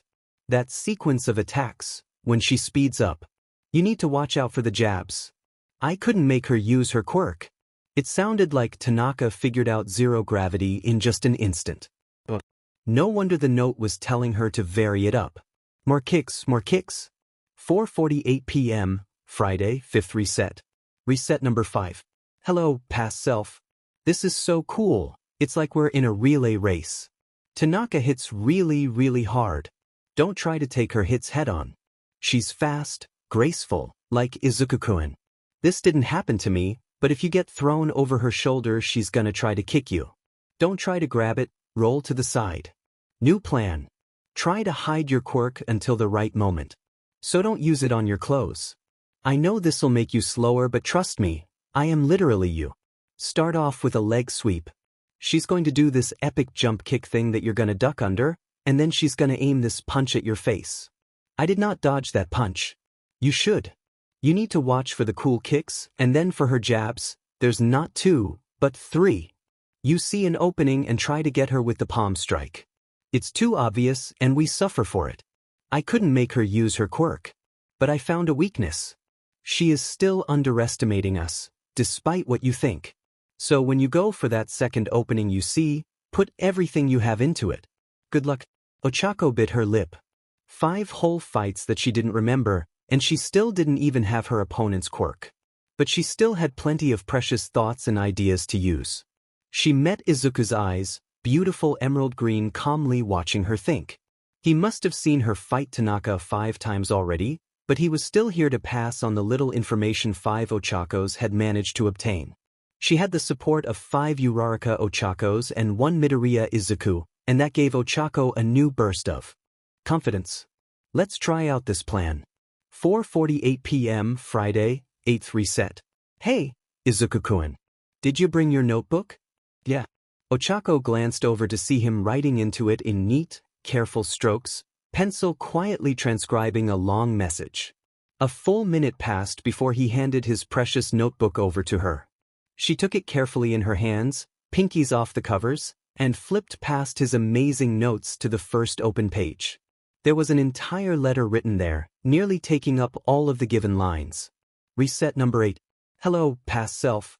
This is so cool. It's like we're in a relay race. Tanaka hits really hard. Don't try to take her hits head-on. She's fast, graceful, like Izuku-kun. We got her to use her quirk on reset number 6 for the first time. I carefully hid zero gravity for a while, then struck, the second opening, not the first, and hit her. Tanaka started to float and was surprised enough that I could push her towards the boundary. But then, the dojo mats suddenly rose up to wrap around her like an anchor. On number 6, we were so surprised that we got blindsided by a huge massive floor. It's some kind of cotton manipulation, or whatever tatami mats are made of. And to a scary extent. Once you get her to use it, you need to start dodging. This is going to be a lot to remember, I know. It's a lot to write even, but you got to. Don't use your quirk or any palm strikes until the right moment. Start off with a leg sweep. She's going to do this epic jump kick thing that you're going to duck under, and then she's going to aim this punch at your face. If you time it just right, you can catch it and land zero gravity. Do the throw. Don't get thrown yourself. But if you do, she's going to try to kick you right after. Don't try to grab it. Instead, roll to the side and create distance. You need to watch for the cool kicks and then the jabs that come right after. There's not 2, but 3 of them. As I said, you need to strike her in that second opening with all you've got. She was near the edge by then, so the float and push nearly got her out. Then she anchors down with her tatami quirk, and the floor becomes your enemy. Memorize this, okay? Left, down, right, jump, down. That's where I got knocked out. And remember, you've got 8 Ochakos supporting you. And 1 Izuku, even if he's trying to hide how much he's rooting for us to stay as neutral. Yes, Izuku, you need to copy this part too. Good luck. Ochako stared at the letter in her hands in awe. There was so much information there to make sense of. All of those different sequences of events, her original win plan with zero gravity, and Tanaka's quirk itself. This would be so much easier if she could directly remember things like Izuku could. But she'd clearly made so much progress with just her own efforts, step by step, reset by reset. And now it was time to see what she could do with it. Ochako walked into the dojo, Izuku and Yagi close behind her. The tall, imposing figure of Tanaka walked over to them, pitch-black eyes completely focused on Ochako today. The weight there was enough to make a villain tremble. Scary. Are you ready, Uraraka? Tanaka asked. But Ochako had this. Ochako nodded, determined. Yep. Tanaka led her over to the huge training mat near the center. There was a large audience around them of students that she ignored completely. The spar ends on knockout, or if one of us gets thrown out of bounds. Tanaka intoned, voice low yet carrying all the way to Ochako easily. Izuku call it? Izuku jogged over to the side, offering her a small smile as he passed. Sure, Tanaka-sensei. Are both of you ready? Alright. Start. Ochako started running, her fists clenching in anticipation, and her opponent shot forward in the same instant. Ochako made the first move, sweeping her leg low. Tanaka leaped up effortlessly for an aerial kick that was completely useless since Ochako had already dropped low to avoid it. Ochako then raised her arms to catch the incoming punch, all 5 fingers wrapping around the arm. Gotcha! She twisted as Tanaka's body started to glow pink, easily swinging the weightless adult up in an arc over her shoulder before slamming her down into the dojo's tatami mat. Then she jumped back and hurriedly released her quirk, not giving Tanaka any time to realize the nature of her ability. Tanaka rose back up easily, eyes narrowed and reassessing. Ochako definitely wouldn't get any more free hits. She raised her arms just in time to block a speeding roundhouse kick, arms trembling through her shirt. Tanaka wasn't holding back at all. Ochako let the heavy legs slide off her to throw a punch, feeling it get batted away instantly. She dashed around to attack Tanaka's blind spot, just like Izuku taught her, but the woman shot a kick behind her without even a glance. Ochako launched an uppercut at her face and it was caught a moment before impact, black fabric brushing against her hand. Ochako's fists flew as she frantically tried to make an opening. Tanaka was underestimating her less and less the longer they fought, which was what she wanted, but that didn't make things any less terrifying. Then the foretold cool kicks came. It was easy to realize what the letter meant, being here now. Her future self knew her so well, and Ochako carefully weaved through them with all of her concentration. A front kick snapped by Ochako's face, and then came lightning-fast jabs. 1, 2, and then the hidden third one she already knew was coming. Tanaka seemed surprised that she dodged it, so was Ochako, honestly. Ochako saw an opening and almost went for it, hurriedly remembering her future self's warning. She let it flicker by instead, continuing to watch and calculate like Izuku would. Tanaka slowly backed up from Ochako's assault until she was near the edge, on the defensive but still in control. She wasn't even sweating yet, calmly deflecting every strike headed her way with a natural ease that told Ochako she'd settled in for a long spar. Izuku's training had increased Ochako's stamina tons, but she wouldn't last nearly as long as the woman would. No matter how determined she was, she'd lose a battle of endurance. But another, bigger benefit of training with Izuku was that his movements were almost perfect because of his quirk. He rarely ever made any mistakes in form, in his kicks or punches. Other people weren't Izuku. Tanaka overextended just a little on her next punch and Ochako lunged. Her palm stuck Tanaka's side and zero gravity activated. Without pause, the brunette pushed her opponent towards the mat's boundary. And then the tatami mats suddenly bent unnaturally, reaching up to catch their master. They anchored the now weightless woman to the arena, wrapping around her feet like robed sandals. "That's not really fair, is it?" Ochako complained. Reading about it was one thing, but whoa. What a quirk. Before she could react, the floor suddenly rose up, rolling towards her like green ocean waves. Ochako was tossed into the air and launched back before finally hitting the ground face first. The floor becomes your enemy. She needed to get all the way over to Tanaka without being yeeted out of bounds by that powerful, ranged quirk. There was no way Ochako could do that normally. But luckily, there was one more trick left in her personal strategy guide. Ochako blindly rushed forward before curving to the left, green mats flying past her face. Ochako dove to the side, a wave of tatami crashing over the arena. Tanaka could form the floor. Into shapes too, a large fist sailed over Ochako's head as she ducked, close enough to ruffle her hair. And then, what was next again? The mats suddenly rose up, slamming into Ochako's right side and nearly knocking her over. Despite being soft tatami mats, they were moving fast enough to hurt. Jump! Ochako tapped herself and kicked off the evil ground, taking to the air to dodge pillars, and wasn't that a weird sight to see? The floor's designs all curled into the cylinders. She forced down the nausea that came with floating herself, already moving into the next instruction. Release. The tatami shaped into hands and reached up to grab her as Ochako pressed her fingertips together, dropping into a roll to avoid them. She rose up to her feet mere meters away from her opponent, Tanaka's black eyes now wide. The green tatami shot forward in multiple thin, blunt spikes. Ochako ducked, feeling them just barely miss her body, now finally in range, Oshaya, and slammed her fist into Tanaka's jaw, whipping her face to the side with a satisfying crack.